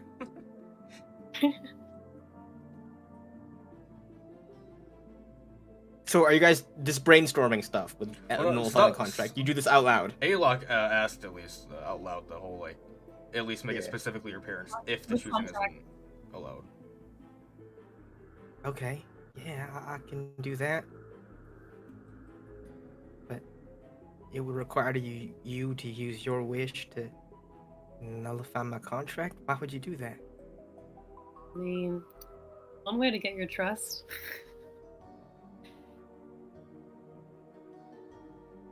She nods. Okay. Let's do it then. If she shows any resistance to the choosing thing, we can, you know, we can work it out. Got it. Silva, Okay. I read up on some lawyer stuff. you have counterspell? Yes, I do have it today. Yep. Okay. Just for safety's sake, keep an eye on those two. The two in the back. Yeah, for sure. They're comfortable. I'm not sure about Bruno, but the quiet one. Oh, It's yeah. always the quiet ones, isn't it? I don't know. Bruno seems like a spellcaster to me. An Like, potentially- aggressive, I a Ruby type, yeah. exactly. Want to, like, as we're going in, whenever that happens, I wanted to fall back and just say something real quick to Bruno, but whenever. But Silva, we don't talk to Bruno. We don't talk about we don't talk We to don't talk him about, or we don't about talk him. about Bruno. Right. Okay. We had to make that joke once. All right. I love it. Okay. What did you want to say? I just put a hand on his shoulder and I say, I get wanting to uphold the honor of your family.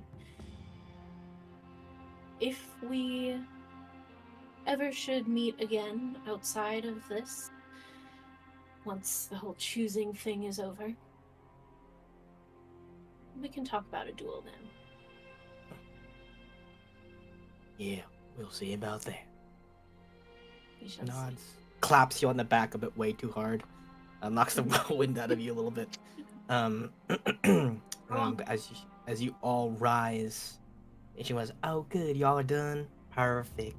Okay, so what we're gonna have to do is both of y'all file up in two different lines. Obviously, Miss Ruby and Miss Talia at the heads, your bodyguards behind you, and we will walk as one into the next chamber. Ready? Okay. Like So- elementary school. All over again. Yeah, basically, follow your line leaders. I call caboose. You guys go off and follow down yet another tunnel and exit out very quickly into a perfectly circular room, the floor of which is this platform that is emblazoned, kind of carved in relief, is this image of the goddess Pelea, whose hair is a wreath of flames that extends out to the perimeter of the circle. Her eyes, not rendered with much detail, as they have been said to be so bright that one could not possibly look into them and retain their sense of sight. Her hands are outstretched, two hands like this, both of them clenched in fists. And as you step onto the platform, you hear a gurgling sound as the entire thing lifts up. As you look up, you see that you are not in a room, but in fact a massive, almost elevator-like structure And as it ascends and ascends and ascends, the walls cease to be stone, and you realize they are essentially made out of glass. And as you rise, the glass is holding back the lava uh, as you ascend from like falling into your space. You rise and you rise and you rise until finally platform comes to a pause, and you are in a essentially the heart of the volcano, the center of its caldera, I think is the correct word. Floating. The heat, however, does not seem to bother you. You look around and you can see miles and miles and miles out in every direction. You can see, it feels like you can see all of Ela from here. Mount Pelea is truly, truly massive. You can see clouds going on forever, the horizon endless. From a distance, Suma, you might even mistake a certain pointed structure way out in the background to be the tip of Castle Palestrom. But what I think that you guys note the most is that off in a far corner, west of the volcano, is a patch of sky that has turned red. You look around, you see no sight of the goddess until slowly the lava whooshes and parts, and a massive, ornate throne comes up. No one upon it, but it is wrought in gold, encrusted with every type of jewel imaginable, um, lit up with runes emblazoned in fire. And slowly, as you guys kind of like shield your eyes from the sudden flash of lava that kind of uh, is propelled up at this thing's arrival, the fire condenses. What? Did I do something? No, Ruby. Oh, okay, cool. Um, the fire condenses, and you see a woman sat upon the throne, lounging, her head propped up on her fist. Her robes are an ashen gray, streaked with bright red, um, and her skin a deep dark brown.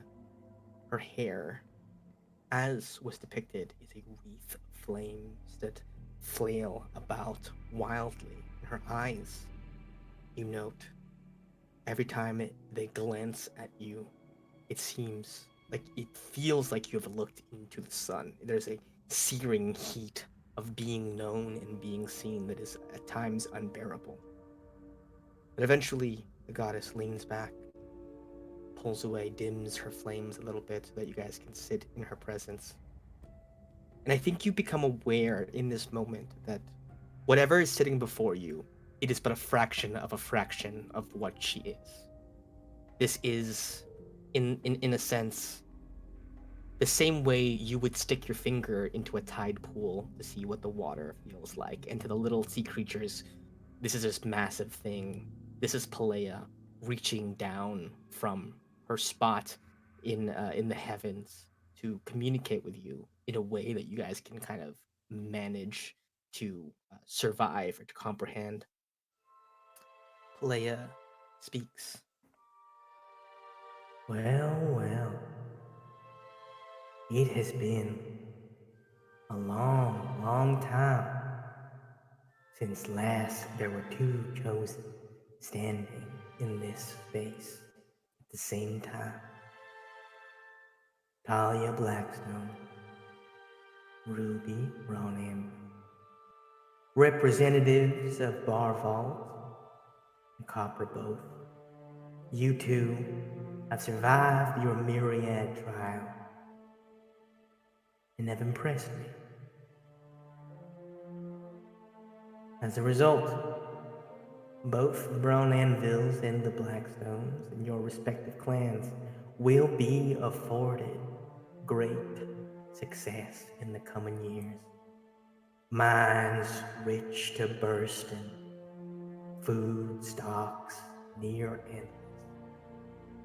Fortune will come your way, as is my will. The two of you in particular have taken an interesting journey to reach this space. I would give of each of you, as a reward for your uncommon resilience, a single boon. Which of you would like to go first? Miss Ruby, prodigal daughter of the Bromandville clan, run away from home in an attempt to escape its binding clutches, only to be forced to come back one way or another and partake in its most ancient tradition. You've come a long way. What is it that you would ask of me? I would like over it, Talia, and then I say to void all of Damian Blackstone's contracts, including the one he has with Talia. You see Pelea leans back, eyes flare up a little bit, clearly very amused by this. And she says, you would use your one boon for what? The arcane contract with one mortal man? I can do He's this, of course. very annoying. I don't know if you've been in his presence before. He's None of you four Quite. are bound by such contract. Why do you want to do it? You will see. I give Talia her freedom, so as I'll give everyone else theirs back too that has had to deal with Damien. And mostly want what Aya has agreed to use her boon for. Very well. You see Pelea lifts up a hand, and you watch as like a veritable storm of like arcane scrolls whip up around like from different corners of the world, suddenly summoned into the same space, fly around, whirl, and freeze in the air, flat. The letters, the writing upon them lit up with magic. And then Pelea just waves a finger, and they all fall. And as they do, contact the fire, contact the lava, and are consumed. You feel, especially those of you like attuned with the arcane, you, Suma, especially like feel several like the force of many extremely powerful enchantments suddenly dispelled with great violence, essentially. You see Pelea says, there's not much that can survive the fires of Mount Pelea. Not much that can survive my anger. Damien Blackfire's contracts have been deemed null and void. Those bound by them set free. That is your boon, Ruby Brawny. Wield it well. And now you, Lady Talia. Talia kind of walks up, steps up to the edge of the platform. She says, Y'all, all of the people who get chosen met with horrible deaths. Because of the way all of this has worked out, people have been murdered in their sleep, kidnapped, shoved in boxes, all to try and manipulate a system so that other people can live in good standing, and others have to suffer. And having gone through it finally, after my parents telling me all my life that one day I would and I would make everyone proud and not to worry about anything, I don't think I feel proud. We had to do horrible things in those caverns. Me and Ruby both. And while there are boons that I would much rather have for myself,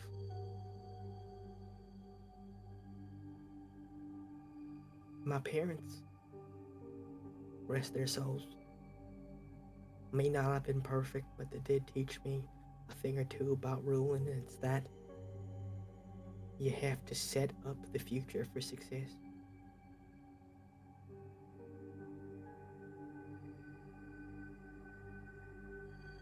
She looks up and she says,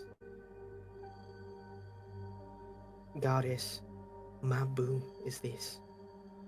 I would ask of you to stop the choosing forever, cease this tradition, and spare future generations the pain and suffering that I and Ruby and all the chosen and all of our families and all the people in all of the clans of Pelea have suffered, this time and the last and the one before that.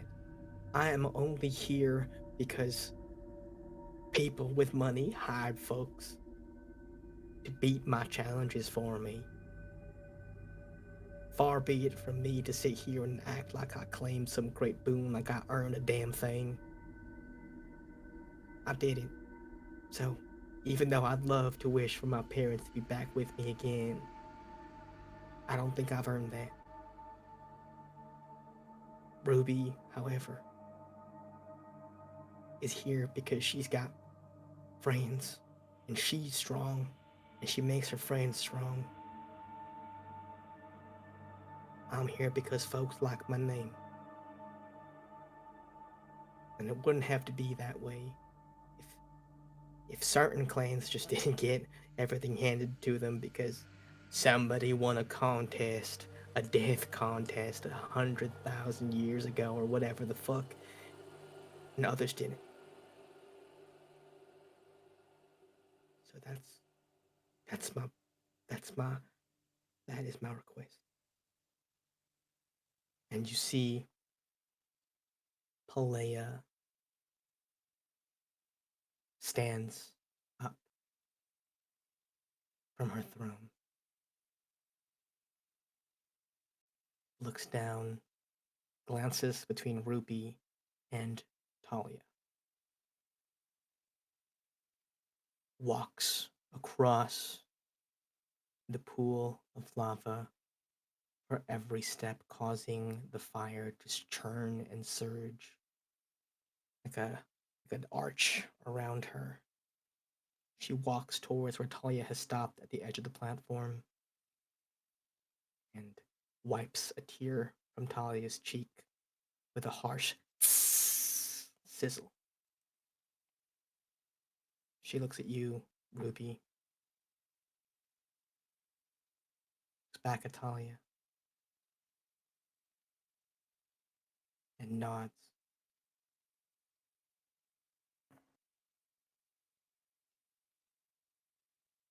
It has been a very, very long time.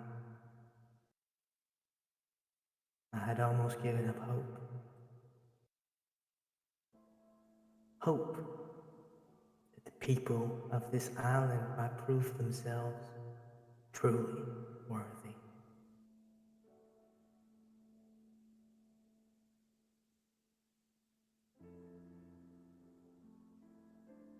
I'd been waiting for someone to use their boon in this way. The last time there were 2 chosen. Here, the final chamber. They used their wishes to cancel out the others. Brutal, ain't it?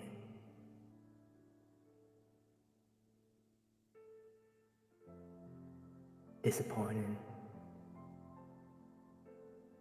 But finally, 2 folks who used their boons to help their fellows instead of continuing to fuel the fire.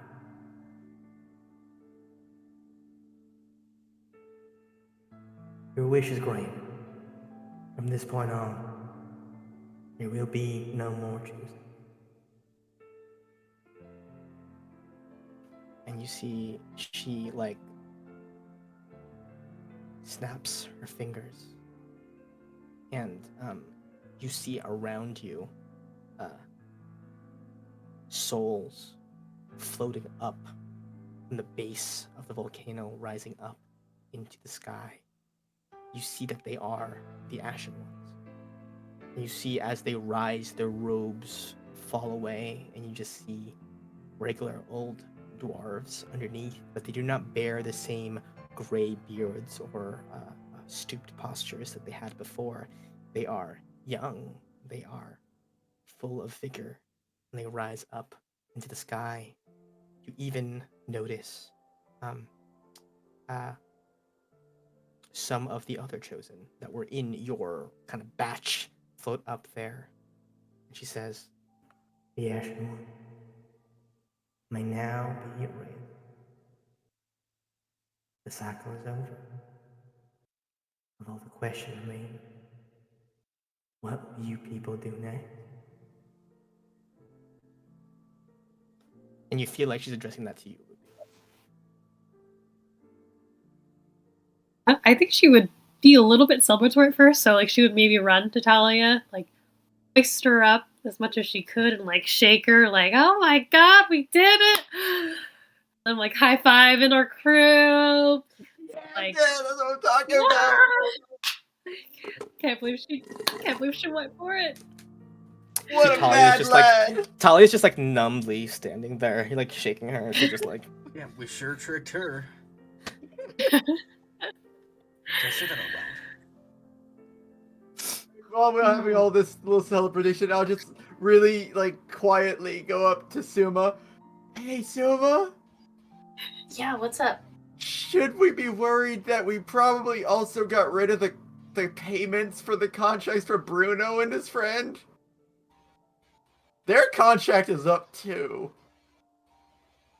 If I look at them, do they seem... Can I get an insight check on those 2? "Yep."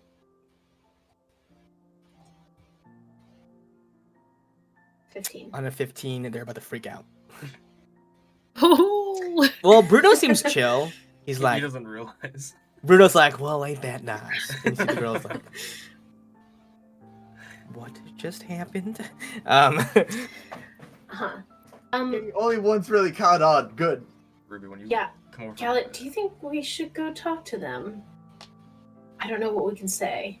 Yeah, But, yeah. I mean, they're in we... the presence of a goddess. Surely they're not going to do anything right now. Yeah, I Yeah, think on a yeah. 15, you see the, like, she's not making a scene because she's in front of a goddess. Hey, I just like sidle up to her. Hey, yeah. So that happened. That's great. Yeah.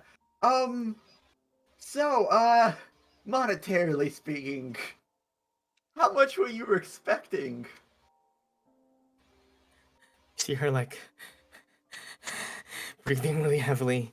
And then Talia walks God. over and just puts a hand on her shoulder. And she goes, "Leanna, it's all right. Whatever Damien was going to pay you, there's still money left in the coffers in the vault. It didn't all get taken." And then Leanna goes, "Alrighty then." And Bruno goes, "What coffers?" And Bless his heart. you see Pelea kind of cuts in, her voice thundering over everybody else's. Now, normally,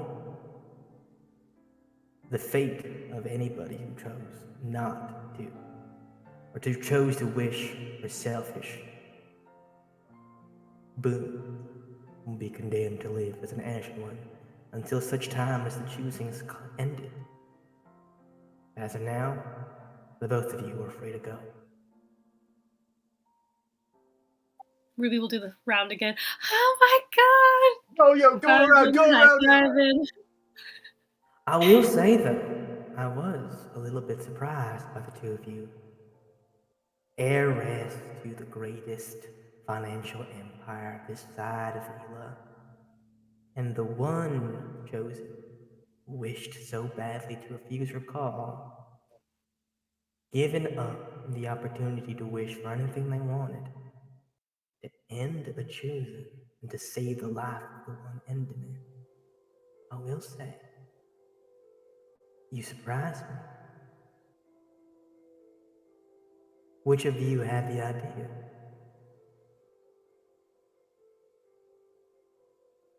It was a group effort. Point, try and get everyone to point at Ruby. Like, just try, like, A-Lock, come on. Ruby. I whispered to Gallet, but it was Titus, though. Titus doesn't get it. He ain't here. We're in front of a god. It's true. Maybe Ruby deserves a boon. I just gave the idea, and we, as a crew, I would say, tied it off in a bow and made it happen, logistically. She nods and she says, "That boy's an interesting one. Oh You should have heard him on his deathbed, ready to expire, begging me, reaching out to me. He pressed his hand against a wall of molten rock just to ask me, please, is it all possible? I'd like to see Miss Ruby one more time. I'd like to tell her something. Who would have known what he wanted to tell you after all this time was that he wished to end this for all of you? Well, I'm sure all of you are exhausted. The trials are designed to try you to your own limits. So you may leave. And you see, but when she says you may leave, she just looks at Talia and her group. And she lifts a hand and a fire erupts in front of them, massively sized. And she says, walk through there and you will emerge wherever it is you would like to emerge. You are free to go home, Talia Blackstone. You have been chosen and not found wanting. Talia nods. And she walks over to you, Ruby. And she says, I caught a glimpse of one of those contracts, the magical ones. I saw my name. You could have let me go first, but you chose to save me. Thank you for that. You got it, kid.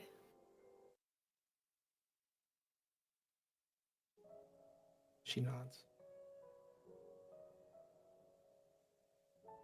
I don't imagine it'll be you I'll be in contact with in the future, but I think starting from now, Bar Vault's gonna start to be run a little bit different. Yeah, shake things up. You're the ruler now, right? Or monarch, or whatever you call it. I guess so. I guess Queen Talia doesn't have too bad of a ring to it, but I don't know. I think I learned today more than anything that sometimes the best decisions happen when people come together, not when one person calls the shots. I'll think on it. If you have any thoughts, send them my way. Rebuilding's gonna be a long process, but a I have necessary one. faith in you. You might like reach out and like ruffle her hair or whatever. She's like, we're roughly the same age, I feel. I you're know. maybe a little bit more worldly, but damn. Talia nods and she says, "You know something, Ruby? All my life I've been showered in jewels and riches and the nicest clothes money could buy. But when it came down to it, I had to use that money and influence to buy the folks who walked in here with me. The 3 lunatics that followed you in here risked their lives for you. For this process, for your trials, we took them with you, bled for you. They're the real treasure. And I hope you hold on to them."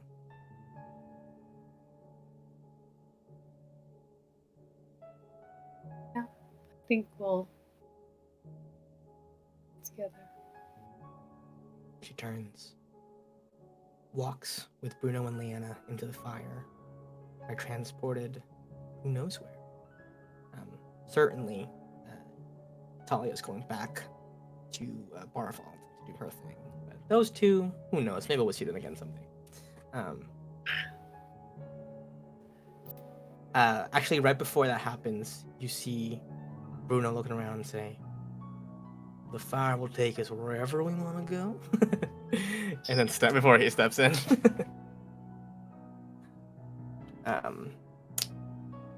At that, you initially expect Pelea to then summon one for the 4 of you, but she does something quite different.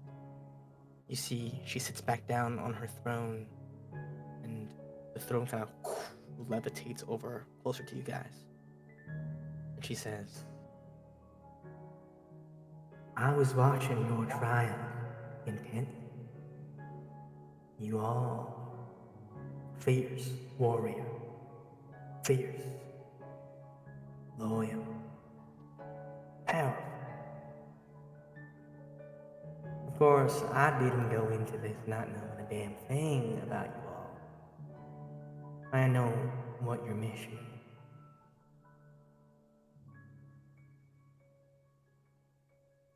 The Red Wraith. You wish to kill him. Yes.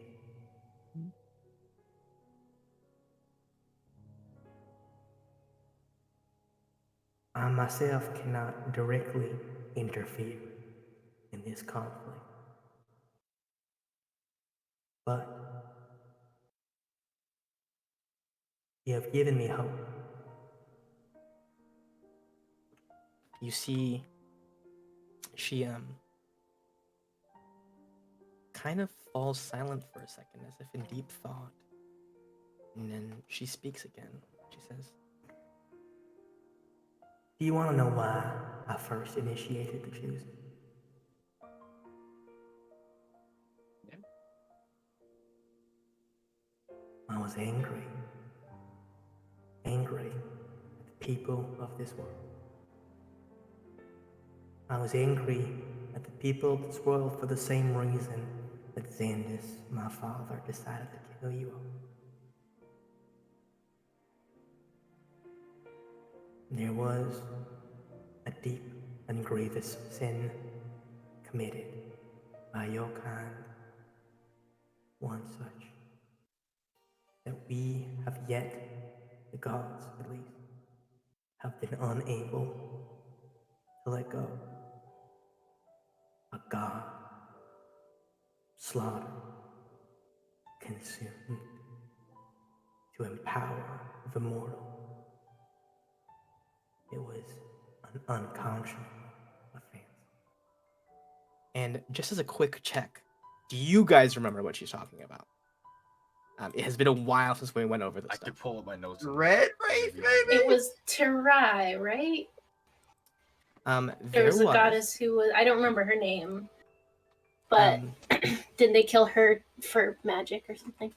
there was a god that was killed in order for the people of Ela, essentially, when it was still one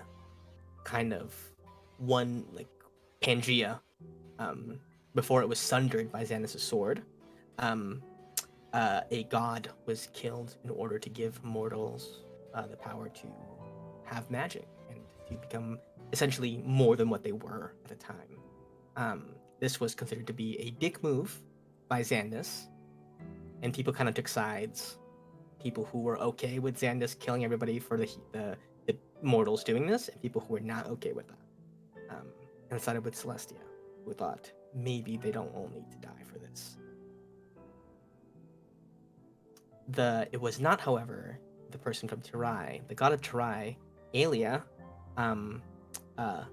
struck with grief at the god being killed, left Terai forever, and eventually this like Garden of Eden, paradise island, land, was turned into a barren desert.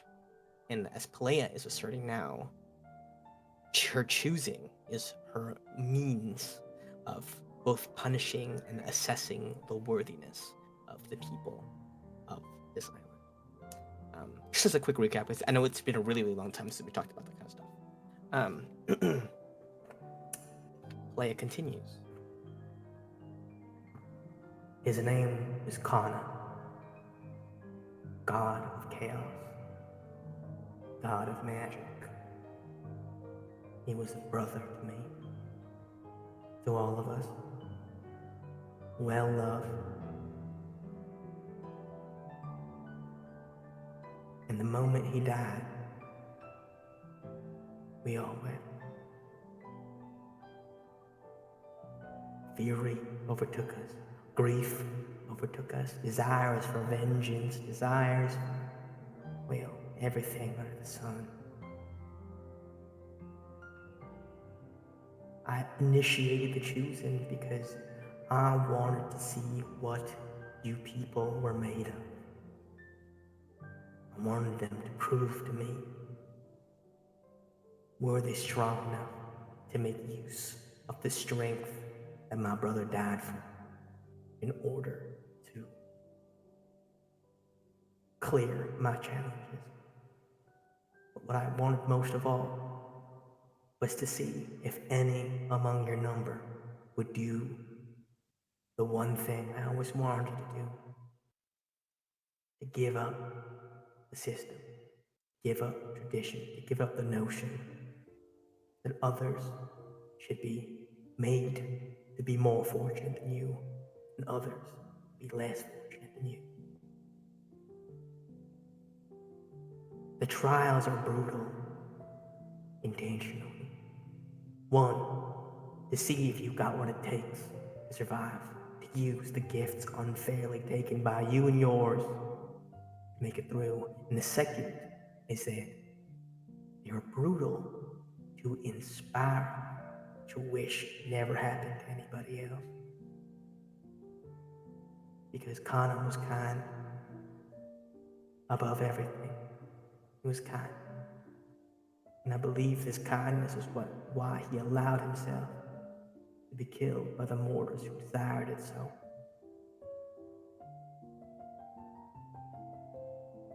She falls silent for a second, and then she says, I wish to tell you this. The world is vast, far more vast than just this collection of islands. And I am vast, far more vast than what you see before you. Everything around you, these islands, caught in a storm, in a great vortex. It keeps this place separated from everything else. And the conflict between my mother and father, Celestia and Xander, that conflict over the fate of this place rages over and over and over again. And when it finishes, they don't put away the pieces, they play again. And until such time as it is finally put to rest, it will keep happening. I've seen your strength. I believe that perhaps this is the time that it may finally be put to rest. I cannot aid you as much as I would like to, but I can give you knowledge. Is there anything you wish to know about the conflict ahead?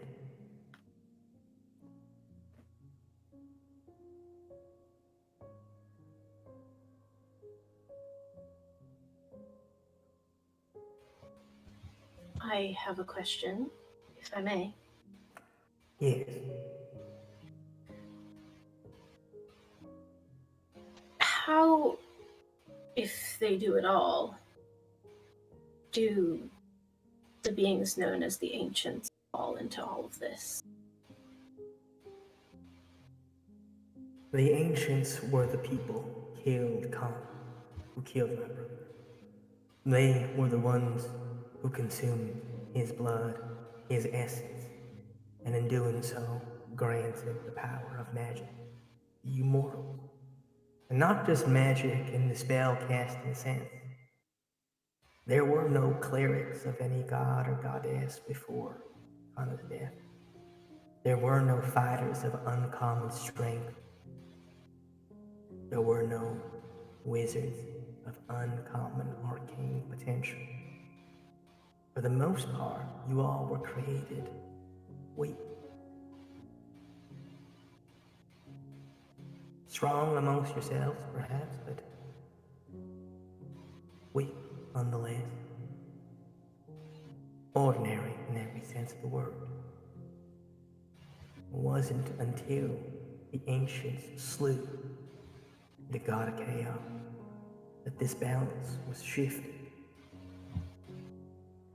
And as his blood rained down upon them, and they took in his power, it was only then, as bloodlines flowed into bloodline, like rivers trickling into streams, that your kind became capable of what it's capable now.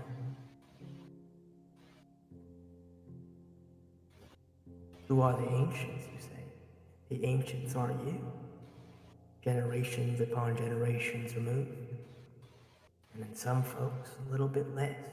And some folks, a little bit more. But the reason that Xandus wishes to exterminate every last one of you is because your souls all still bear the stench of the crime that made you the way you are thousands of years ago.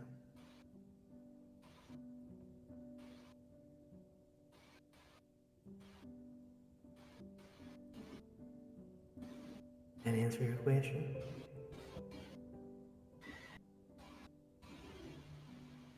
Yes, I think so.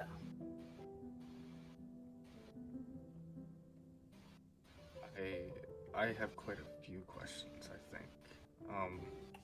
One of which might be a little selfish, but it might also tie into the other ones. So first of all, do you know about Madeline? I don't know how much you've been paying attention to us. Yes, the servant of Xandus. I'm familiar with her work. When I had a kind of a moment to talk to her, she mentioned that she had seen me about 7 years ago when I died, and she said that she saw me in the dark place. Do you know what's the dark place? Where is that?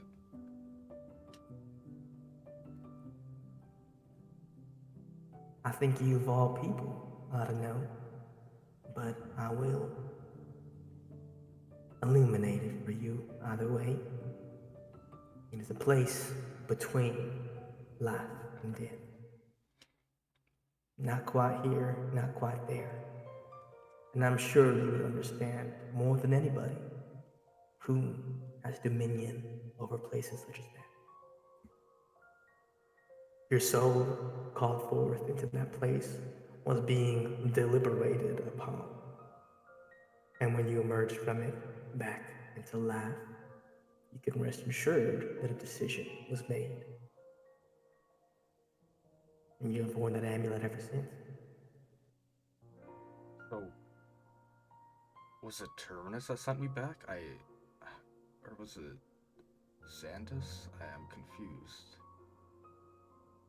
It was by rest assured if you emerged from that place, it was with Terminus's permission. He allowed it to occur. But that doesn't Okay. necessarily mean he called for the decision. Okay. And then, one more thing about the whole Madeline thing. She mentioned that she wouldn't hurt me because Xantus would be mad at her. What's Xantus' interest in me? You are part of the game. The great game. The one Celestia and Xanus have been waging since time immemorial.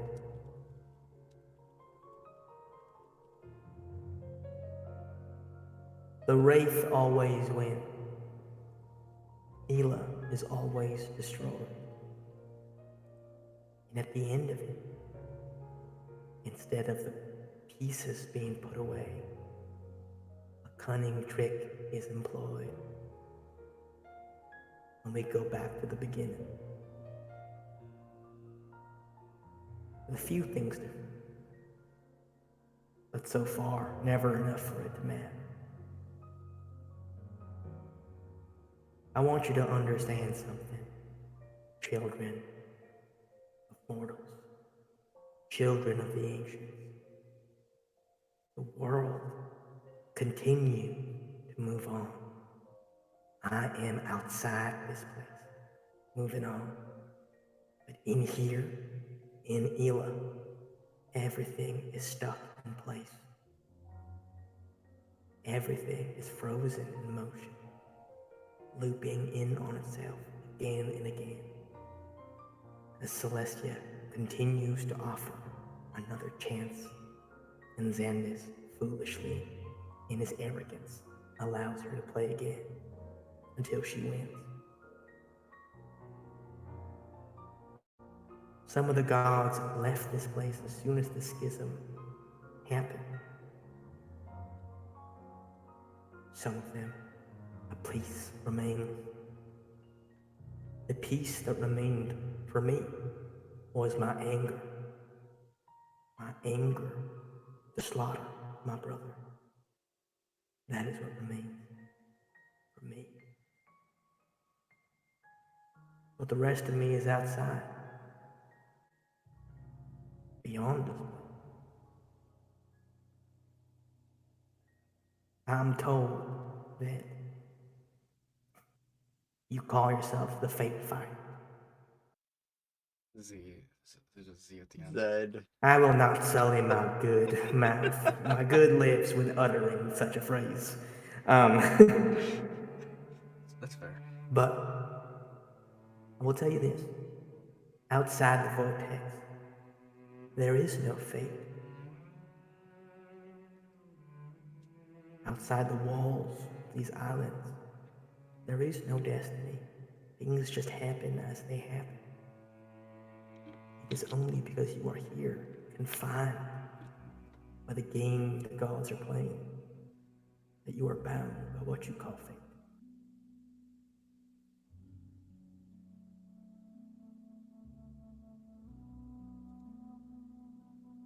And I have one last question. And this is less of a kind of a question. I don't understand exactly who gave me this amulet, where it comes from, and what it's doing, but I know that ever since I've had this and since I came back, I've lost my connection to Terminus, and I feel like nothing I do is bring me closer to regaining that connection. Do you know either how I could fix it or talk to Terminus and ask him himself? This bit of the game is not quite my business, but I will tell you this.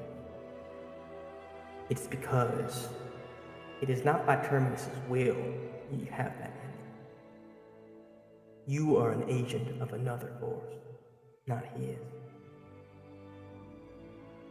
And for Terminus to heed your calls and prayers would be to bias you in one direction or another, to pick sides in a conflict in which he is determined not to pick sides.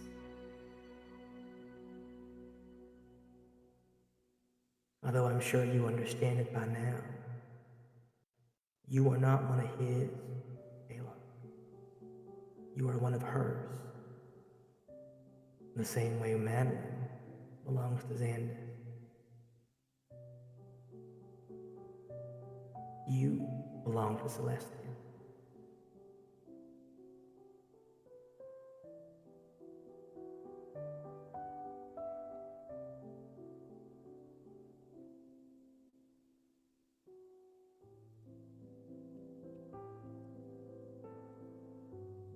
Any more questions? Sorta. It's not a godly type. Is Iggy okay? Oh yeah, that reminds me. You can go ahead and come out now if you like. And you see from over like a couple of rocks on the edge of the rim, you see Iggy flies out and lands with a thud and then kind of like wades in the lava like a duck might, you know, like kind of like wings tucked, like it's chilling in the lava. And you see on top of his head is a small bird. Am I still echoey? Sorry. It's a small bird, and the bird shifts. Oh, Viv, is she still here? I feel bad expositing without her. Oh no. Crazy Okay, is about Celestia. everything making sense so far? Just making sure that the explanations are making Yeah. sense. I can explain more out of character, which is easier to make it more plain. Well, one Oh, could you put the clarification. spelling of the guys of the Chaos God's name? Yeah. That too. Anna. One got it. clarification. So they were saying basically that so long as I'm the pawn of Celestia, I cannot be reconnected to Terminus, right? That was Yes. the basic question. Because basically, if Terminus guides you to do what you want to do, he's Then helping he's Celestia. interfering. Yeah. Okay. Interesting. Fuck. Big reveals. You've been nabbed by a god. Yeah. I wasn't expecting Celestia. that was Makes sense. left field. Okay. You see the bird on top of the dragon's head transforms, and you just hear. Well, I always knew you guys would make it this far. Although there were some times I was a little bit worried. Definitely it's the first time that Iggy over here unleashed his fire breath. It was a little bit spooky, but I always believed you guys could do it. And you see, sitting on top of Iggy is Olivia, Fuck. who you may remember to be the satyr that you took aboard your ship all the way back in Gallon. Why did she say whom- she needed to go to Pelea? Did she give us a reason? She said she wanted to see an old friend she hadn't talked to in a Have you long been holding? time. Did you? Okay, like actually. Yes, that was planned at was the beginning. Forever ago. That was indeed forever ago. It was That's the long nuts. game. You see, Wow, that's cool. she pats Iggy and she says, as I said before, I had an old friend that I hadn't seen in a while. One who was very angry and stricken with her anger. but has calmed down a little bit, I think, ever since I got here. And you see Pelea kind of rolls her eyes. Olivia says, all of you showed such kindness to me while I was aboard your ship, and kindness to each other that I very much appreciate.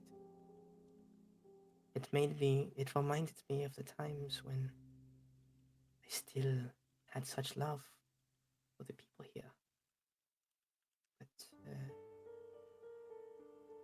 all things must come to an end. I do not wish to be here when all of it falls apart. When the fighting begins in earnest, it is more than my heart can take. The wraith, all the fish dying, all the people dying, it is too much for my poor heart. But thank you for raising up Iggy. He is a good boy. And you see Iggy snorts a little bit, and she says, I will ride him past the ends of the vortex. Return a piece of me back to the greater part of me. Although I do feel such great guilt, although I understand that perhaps it would have been better for me to stay here, it is as it was meant to be. And so long as these islands remain under the spell of repetition, I must do as I have always done and leave when I leave. You see, she says, but I will say, I'm very proud of all of you. And you see, she turns to you, Gallet, and she looks at Pelea, and they nod. And she says, Monsieur Gallet? Sorry, Captain Gallet? Thank you about that.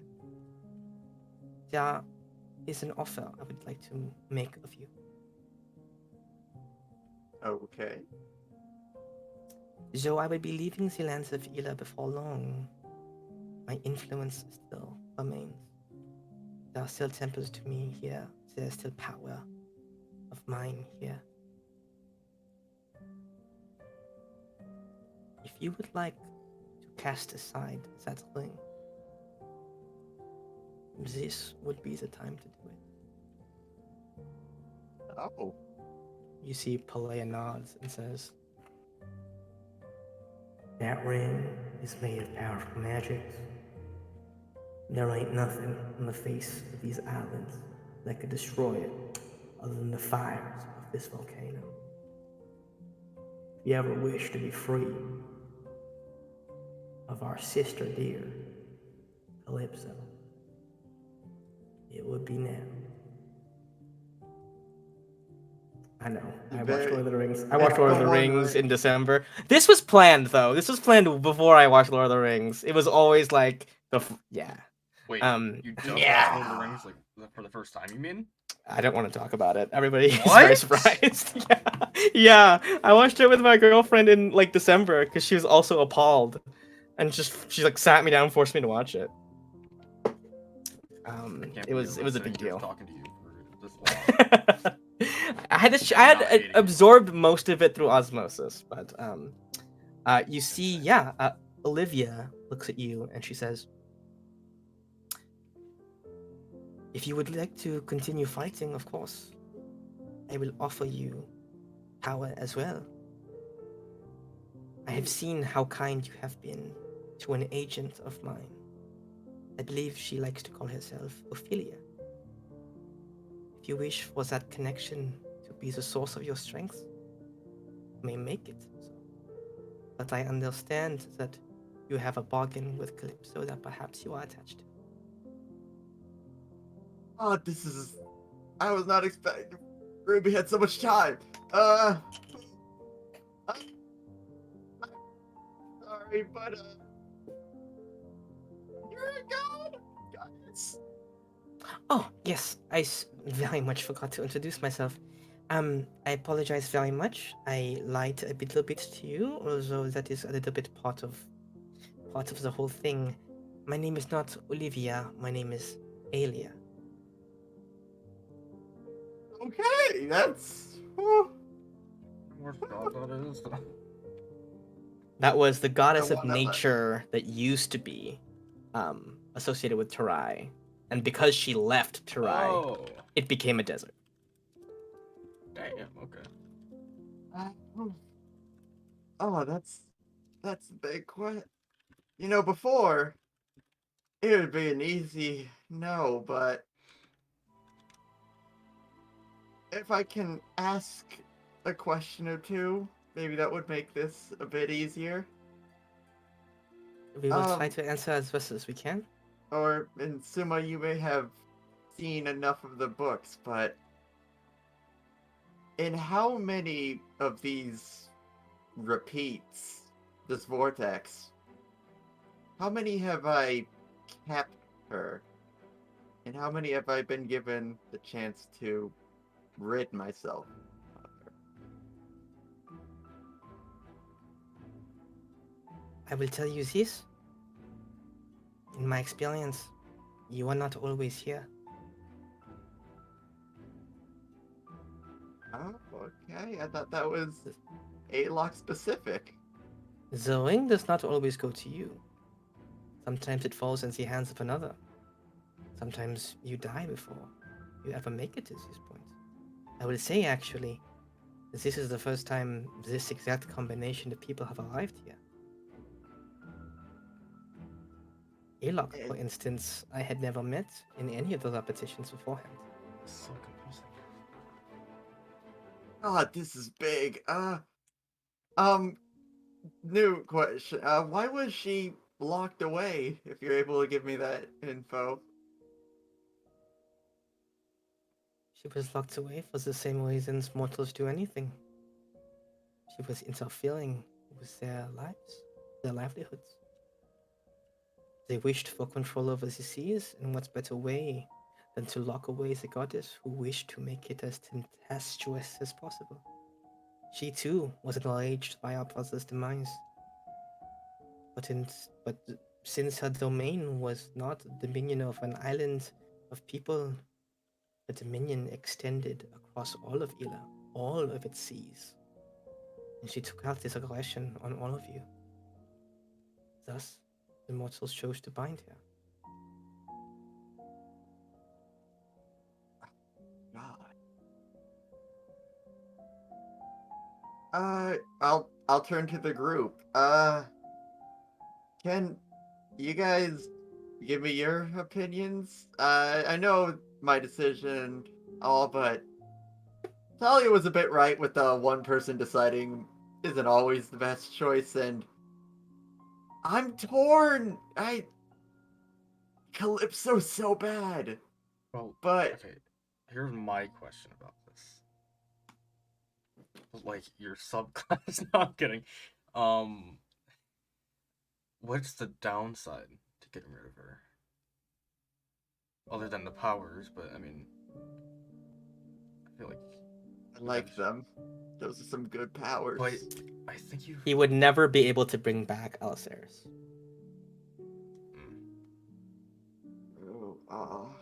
Is this your only chance to do this? Like, maybe you can come back and be like, hey, now I'm ready.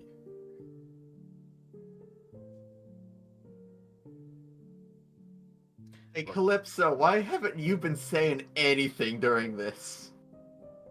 You reach out and you hear nothing. And you see Pelea, and Pelea basically says, the presence. The presence. Fuck. It hit the microphone. The presence of both me and my sister here. We're both working to contain her presence here.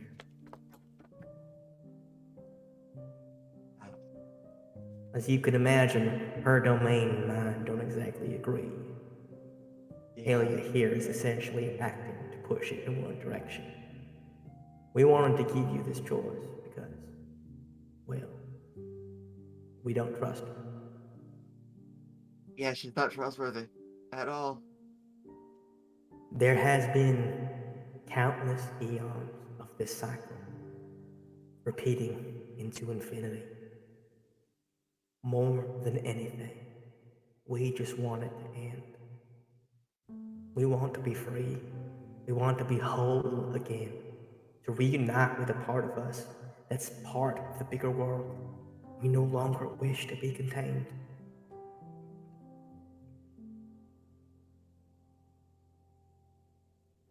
We're not sure how she feels about the matter.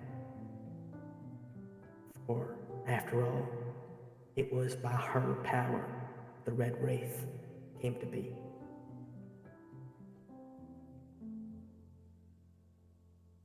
Valid. Hmm? Few things that quickly came to mind. One, when we killed Madeline and got rid of the sword, Calypso was the one that helped us throw it in the ocean, which means Calypso knows where it is. If we turn our back on her, she might get a little mad and bring the sword back to Xandus or someone else. Another thing, we took one step just now to stop Madeline from coming back, but I feel like it's pretty clear that Damien wants Madeline back. Which makes me think that he'll probably achieve that goal one way or another. So it'll be very, very risky to lose possession of that sword, knowing that Madeline's likely to come back. But it's still up to you, because we took her down before, we can take her down again.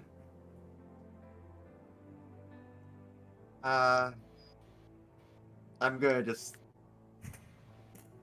I'll do what I think is the best for the situation and bow. Thank you very much for the offer, Aelia. Way more than I deserve for sure. I would have loved to take you up on that, but I honestly want to see this through. I think I can handle Calypso. And if that goes bad, well, that's on me. Very well. I understand. However, I do still wish to give you one parting gift. You see,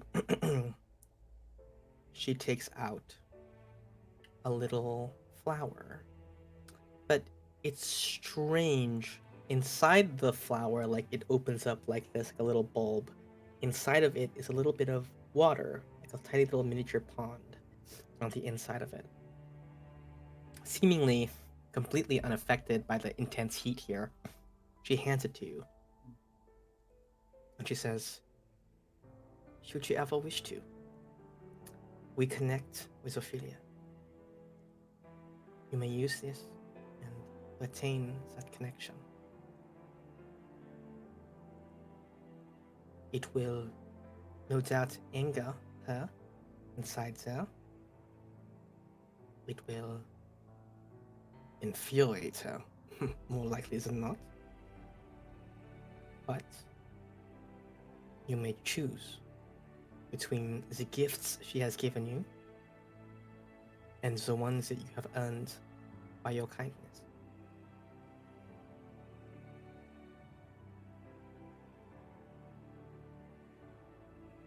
Do I decide that right now? No, you may hold on to it as long as you like. Although I will say, the moment you are no longer in our presence, Calypso will surely be aware of what you hold in your hands. I want her to know. I'll put it in my bag and hold it. I want her to know I got power. Understood. And you see she turns and she says, I loved my father very dearly. He was a trickster and always had fun tricks. And he would always make everything so much funnier and so much more full of life. Unpredictable, as was his domain. When he was gone, I could not bear to be in this place where he was murdered, and I left. Thus, The island which was my domain has fallen into... Well, it has become what it has become. But to my understanding, there are still some temples to him there remaining. To him and I like to visit quite a bit. If you wish to know about him and about the ancients in Castelmont and what they now call Tarai, you will find ruins there which tells the story. Also, whether or not you wish to visit these places is up to you. I cannot interfere any more than this, so I will just say good luck. Can you point on the map where that might be? Yeah, let me... Okay. Oh, I didn't actually you're talking about... Oh yeah, I was talking to her. Yeah. She goes, I have not personally been there in a very long time, so I'm actually not sure exactly where. I also have a very logistical question to ask you, but after the map thing. Yeah. No, that was Aloy talking to her again. Ah, okay. And you see she says, well, I must go now. The outside world is calling. And she pauses, looks at Pelea, she says, it has been nice seeing you again, sister. And then hops on the back of Iggy. Unless there's any last minute questions for Alia specifically, she's gonna fly off.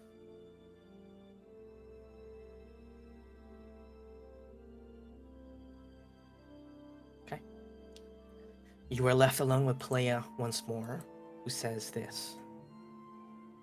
By the by, that offer extends to all of you. Your amulet, that cursed helm of yours, Sumala, and you, Ruby, your connection with Priscilla, your holy artifacts, all can be burned here. All can be destroyed. All chains can be broken. Should you choose to do so, if you want no longer to be part of this conflict, that option is yours. Quick question. Were we? I don't remember. Probably missed it. Did she say that like, we can come back eventually if we have to do this, or no? Is it like only now? It would be now. Fuck. Is what she seems to be implying. Oh no. Part of Oh, you me think I was? wants to You think I was? throw a helmet in the Mm. You think I was only gonna give Viv a hard choice this session? Nah, it's all of you Okay, guys. Liz, But you I guys get will kill that it me sucks. for But getting the Zodiac. I We know. need that's, all that's of my them. only hang up. Literally, the only thing that's Like, we keeping can't me collect keeping all of them it if we is don't the have Handle all of it. Ultron them. at the end. We can handle it. We have to see Voltron. We have to. Okay. But realistically, outside of wanting to be a collector, I mean, you do you. It does suck. Yeah, I know, and it it is- does make sense. I feel like in the actual world, our characters would be like, "But come on, we're trying to collect all of them. Come on, Yeah, yeah, yeah. put up with I it, know. Suma, come on." I will. know. So it's up to you. There is one issue, and it's so I do not want the ring destroyed. It is within my ring. I cannot get in my ring for 24 hours. Yeah, but she's a goddess, right? Like, I guess. Wait, I, wait. get it. What's in your ring? The helmet. Oh, yeah, we put it in the ring this And that's morning. technically Calypso's domain, I think. So oh I'm just no. saying, I am just pointing that part out. No. It might be that unfortunate thing where you want to and I want to too, but we just can't. I know. Damn right? it. I so badly want to do this because this would especially work because we're about to go to the college place, and if I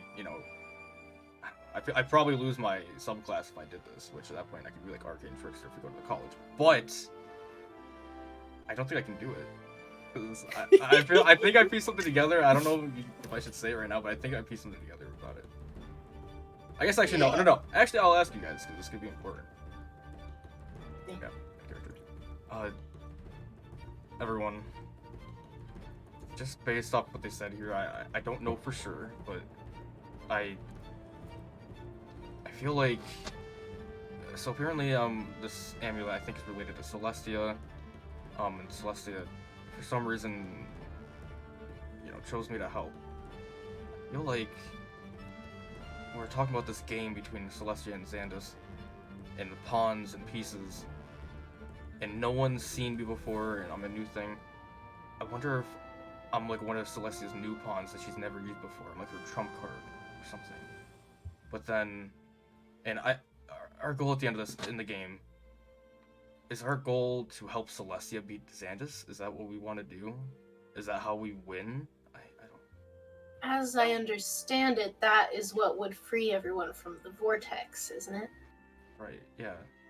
I mean, it's not really the win. It's Well, pretty because Xandus keeps explicit. beating Celestia, but then Xandus will always beat Celestia. It's just the question if he wants to play again. well, that's the thing. He keeps on playing again and giving Celestia the chance.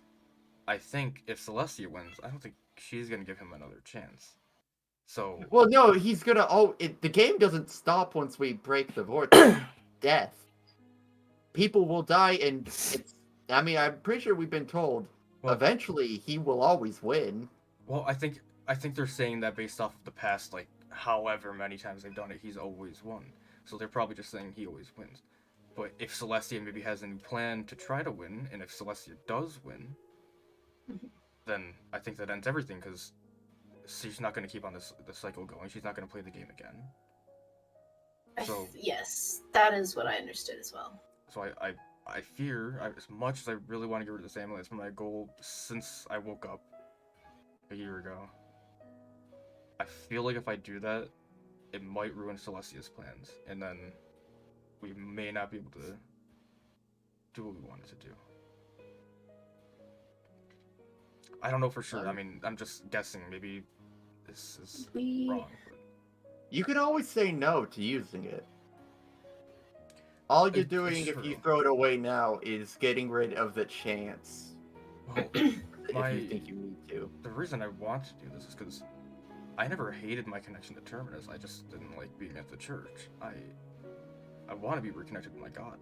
It's how I lived my life for 20-something years. As much as I want to, I don't know if I can though. At least not yet. Not until this is over. And for all I know, maybe once this is over, Celestia will. Well, once the game's over, Terminus will have no reason not to. Let me come back, right? Well, that's the thing, Ayla. I mean, from what I understand, all the gods in their fullest extent exist outside of this time loop thing, which, by the way, I can't believe Yeska was right about that. But if the vortex ends, Terminus will still be there, and maybe your connection would even be able to be stronger because there's no longer anything holding you back. Yeah. I mean, this is all guessing. We don't know for sure, and I don't know if we'll ever be able to know for sure, at least not for a while, or until maybe Celestia talks to us, but it makes sense. Xandus chose Madeline as like an avatar kind of thing, I think. And she said that we're like two halves of the same coin, or two sides. So I think it might be the same way with Celestia with me, which, if that's the case, I don't know if I can do this, so... I don't know. But, you know, just want to make sure that was out there. Juicy. God damn, I really wanted to do it. But yeah, no, I won't. There is something I want to throw in the lava. Can I do it? Sure. That's the worst. I throw the case of ammunition from the flintlock pistol I stole, and I just want to see if it explodes. Okay. Boom.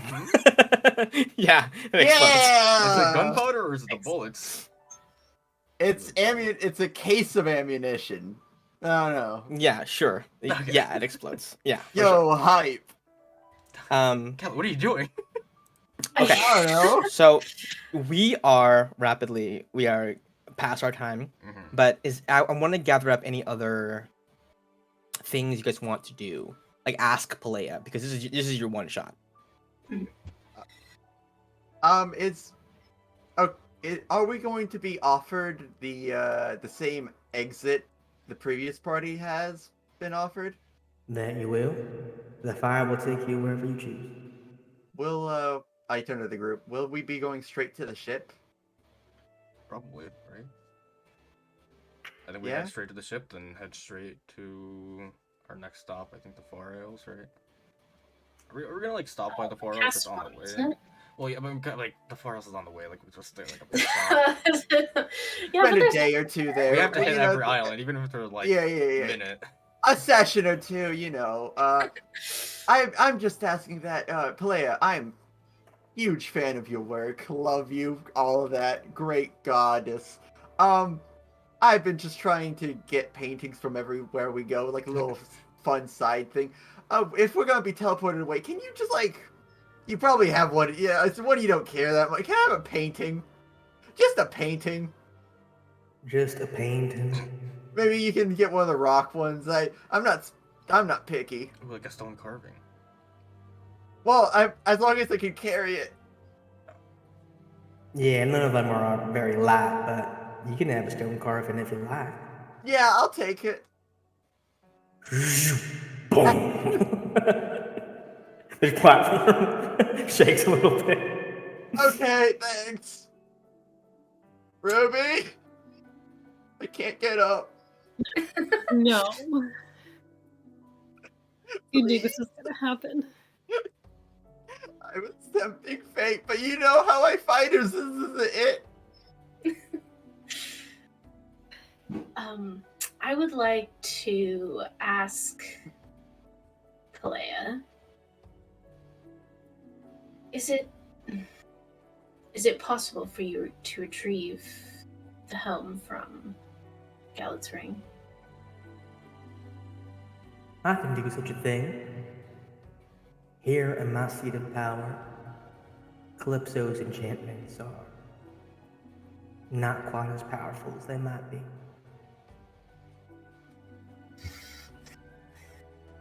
Do you wish for me to destroy it? I noticed the passenger in your soul. If I destroy the helm itself, will he still reside within me, or would that destroy him? Do you know? He will reside within you for a time, but cut off from the thing that sustains his existence, he will fade gradually. What if you ask her to just take the piece of him that's in you? Stuff it back in the helmet. Yeah. um.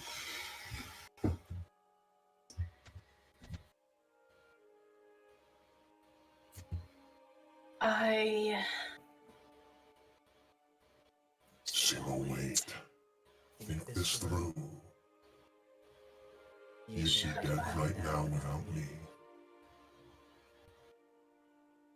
All I want is to be alive again.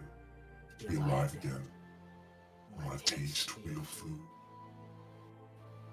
Walk with my own 2 feet. Kill with my own 2 hands. Not too much to ask. I give Pelea like a look. I just say, "Do it." Pelea reaches out. Gallet, you feel your ring like kind of burn you a little bit, like the metal heats up, and the helmet clanks onto the ground. Blanket with it. Now that's cool. I pick it up and You don't want to do this. You don't want to do this. toss it. And they explode.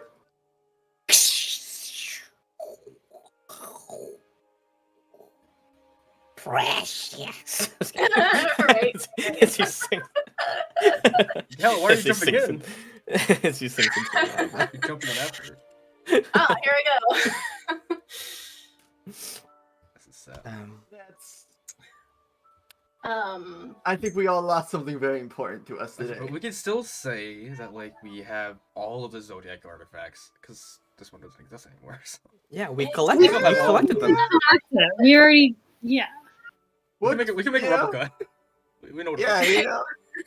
Hey, should we throw the earrings in too? Whoa, Like, okay, let's hold No, on. no, no, no. They Let's don't just- have evil spirits. Let's in not get them. No, too the hard on earrings- ourselves. The earrings are cool. No, maybe the I just gauntlets. Well, No. Ruby, I am going to be relying on you a lot more to keep me alive. Cause, yeah. Hey, Got you. Stuma. Hey, can I have some more? Can I have some more spell slots or something?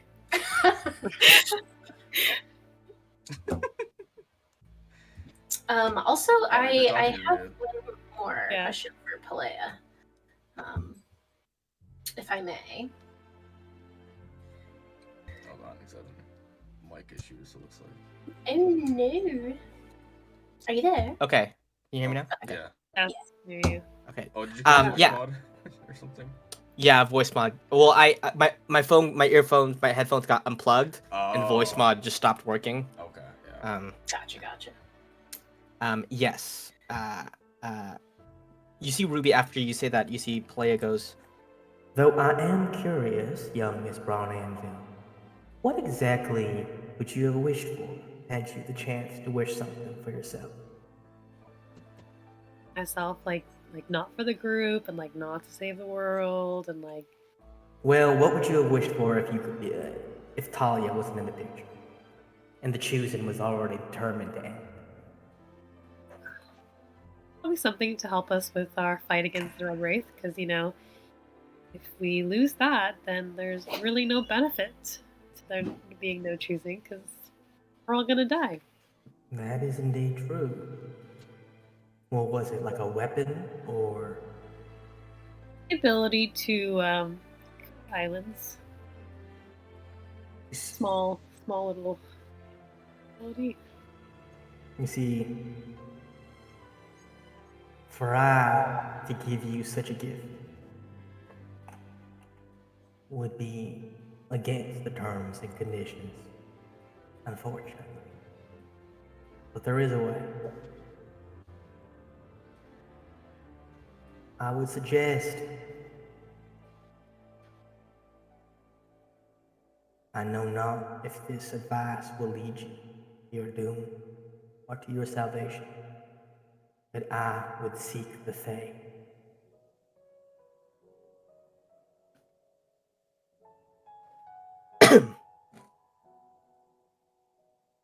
Where are the Fae again? It's one of the islands that's coming up, I think. Wait, is it the Feywild or is it an island? I don't know what dimensions. She means the Feywild. Okay. She means to go into the Feywild. But do we know how to get there? I don't think we do. We can figure it out. We're smart people. I mean, I have Yeah, the you guys can ability for figure it the out. portal, but we need to find a place to use the portal, because right. Do we? Here is the Feywild. What is it like? Is that what you said? Where is the Feywild? It is at all times all around us. Ah, it's one of those. But the walls between our realm and the Feywild are often quite thick, though there are places wherein it is a bit thinner. And so those places would be. We had a spitball. Well, how great a heroes would y'all be if you had all the answers spoon-fed to you? I'll tell you this. You already know where to go. I mean, it's the Far Isles, right? Yeah, it's the Power Isles. It's the Power Like, we have a Isles. mini arc before Castamon, right? She's not saying it, but we all sort of know. Let's just slowly say all of them and see which one. She's like smirks or something. Yeah. I mean, it could also be just like, it could be Castamon too. I think it's the Far Isles. I mean, Feywild, but this- Far Isle.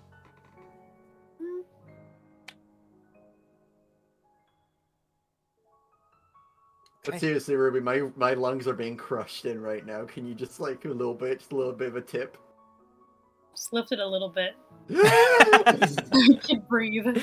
Yeah, Gallop's been flattened beneath the stone painting this whole time. Okay, so Revivify Pelea you in a says- second. God. you see Pelea nods and just says, "Right, wait.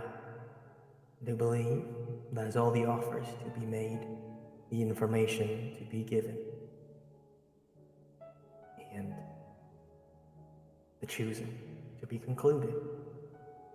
I will summon a flame for you. It will take you where you would like to go next. Though where that might be is up to each of y'all individually." I'm gonna be really upset if any of you don't choose the I ship. just go home. See you fuckers later. Good luck. Could. All right. I start Just throw making my. shield in the fire as we go. You guys meet Hi, me there. guys. I'll go to the far aisles. Just a loud screeching as I try to push it towards the flames. The Hey, whole guys. painting. If we all choose one island, then we can knock out 4 right now, just like Yo! Everyone goes Who chooses over the claw? different. You know, us splitting the party has worked more than we would expect. that. Okay, Gal, you have to go to the claw though. That's yours. Yo, I'm in. Okay, you're supposed to walk. Speed run. Okay. I go. To the ship, To the ship. I assume. Good luck. Bad to all Chaz y'all. isn't here. Okay, this is the wrong ship. This is the Like- maiden. Mama, is that you? You Oh, see, that's sunken. Subconscious? as as you guys step into the flames, Pelea just says, "Good luck to all y'all. I think of all those who have come with Miss Ruby to this place, the 4 of y'all together might be the best chance we've had so far. It's worrying. Flames. So worrying. Envelop you and emerge, all of you, on the deck of the Reaper." When we emerge, can it be like slightly off the deck for me at least, so it shatters the rock painting? Yep. Oh, No. sad. Gallant, Andros is you're still over there. here. No. No, he's not. Hey there, buddy. Oh. And as you look out at your crew, immediately go, "They're back!" That is where we're going to end our session. And I think, informally, essentially, the end of Season 2, we have concluded the Underdark arc, the Underdark, if you will. Underdark. Meeting up with Portia and learning things from her. We have concluded the Bar Vault arc, stopping Madeline. We have now concluded the arc of the choosing. And there we are. All the things that Yeah. we had to do in this place have been concluded. Ruby went back home for her inevitable return. Perhaps with a little bit more respect for her mom than before. Who knows, honestly. She gave her a cool warhammer, I guess. And you guys have used your wishes in order to stop a cycle of violence that has been perpetuating for years and years and years. Won the trust of a goddess, the favor of another, and have been sent on your way with some few instructions. Alia seems to think that you should visit the temples to her brother that still remain in Castlemont and Terai for more information about his stuff. And Pelea has instructed you that if you really want to find a way to summon an island, that you should go seek the Fae in the Feywild.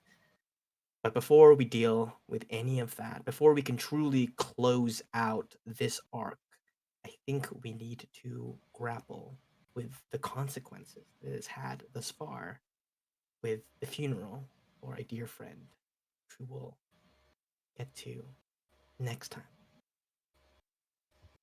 And I think it's very fitting that we end on this note because we will not be playing for basically 3 weeks. I think Oh. Viv is out of town on the 15th. And I am out of town on the 22nd. I will be in Germany. Whoa. So, yes, What are you doing in Um, Are we Germany? playing on the first then? we'll be playing March 1st. So are we missing 2 sessions in a row or 3? Oh, let me double check actually. Hold on, wait a minute. Wait a minute. I will have to look at something really fast. Sorry. Um uh Because February is a short month, that's why, right? Then it would Yeah. be, I think it would be the 1st of March. um, I'm looking. I see the calendar. Yeah. But yeah. I don't know if someone's busy. God, Brian, you absolute champ with the contract question. That was Yeah, that was yeah. crazy. That was a good question. And then Talia Liz was just gonna like, die there. Take it out. Totally would have glanced over it. Yeah, that's It was gonna be super tragic. I was planning on it being super Sure. tragic that like she finally was like, Oh, okay, dang I will give up what I want in order to like help end this for everybody. And then she dies because the contract activates. I And you feel hear like- Damien like, I'm so very disappointed in you, Talia. Like that's what that was gonna happen there. Which would have been rich. I'm more Well, that- excited that I thwarted your plan to bring back Madeline because I know you were excited for that. It's still gonna happen, but it'll happen later now, probably. I will say that it was more to tell you something about Damien than bringing Madeline back. I think. I think Talia. Oh. After Viv showed me what she wrote to Talia, I made some decisions. I'm like, okay, I think Talia would go for this. And she was gonna help make that wish happen and die in the process. That was my plan. You guys just subverted that, so now Talia lives. Which is Now we're interesting. friends with the queen. I mean, that's pretty yeah. That's Yeah. Yeah, I was really like my whole thing was gonna be like in this tragic death, but like finally Barval can move to a system that's less like hierarchical, like because the monarchy has been toppled. But now I feel like I had more of an avenue to be like Talia kind of learned from all of this to be like the way we were doing things was not great.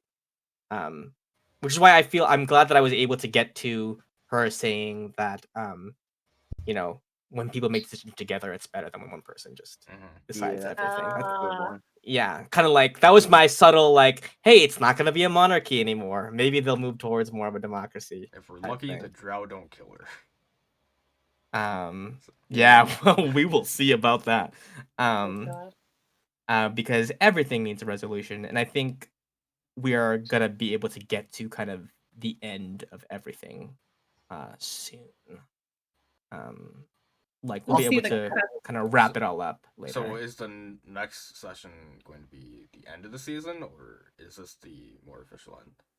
I would say this is like the same as when you guys fought the Silk Mother. It didn't really end until the ball afterwards. You know what I mean? Okay. You gotta have kind of the calm This down. was the climax. Sort of. Yeah. And then we That's just the come chill it down. out. Yeah. Yeah. Gotta say bye to Andros, do other things to wrap it up. Yeah. And I Other things. Because we started the last I one have two by things traveling planned. to Pelea from Gallon, but it's the same thing. I don't care either way. I just want to know when we're having a wrap-up session for season to find the seasons.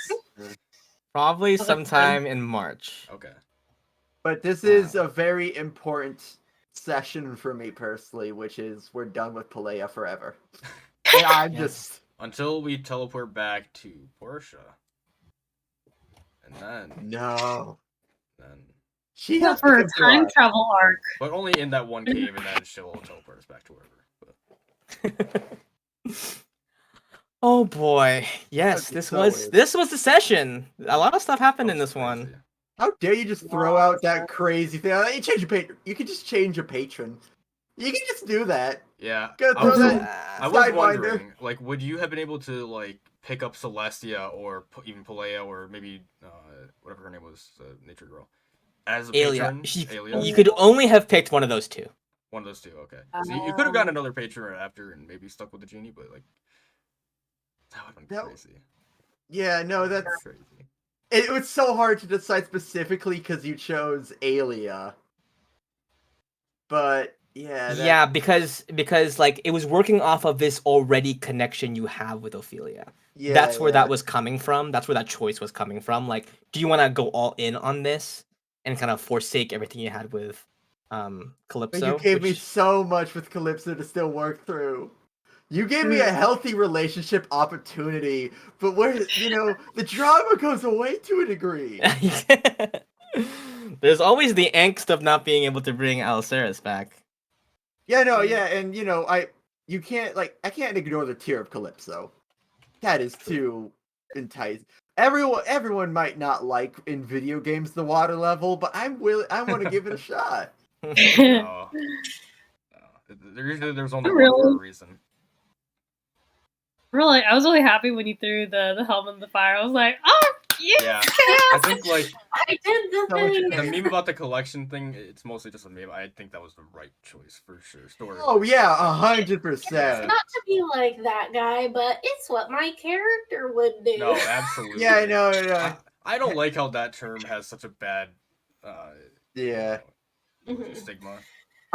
You had to murder 2 people because another entity made you, and then you said, "I don't like that." That's extremely human. I don't know. I Yeah. feel like your reaction should have been, "Man, that was cool. I'm gonna keep doing that." I think that's what most people.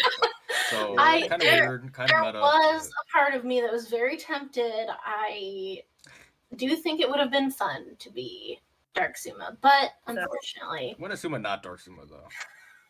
I can be dark without him. Yeah, With- it would just Yeah, be you darker are. Suma, You were but, like, plenty dark beforehand. unnecessarily bloodthirsty.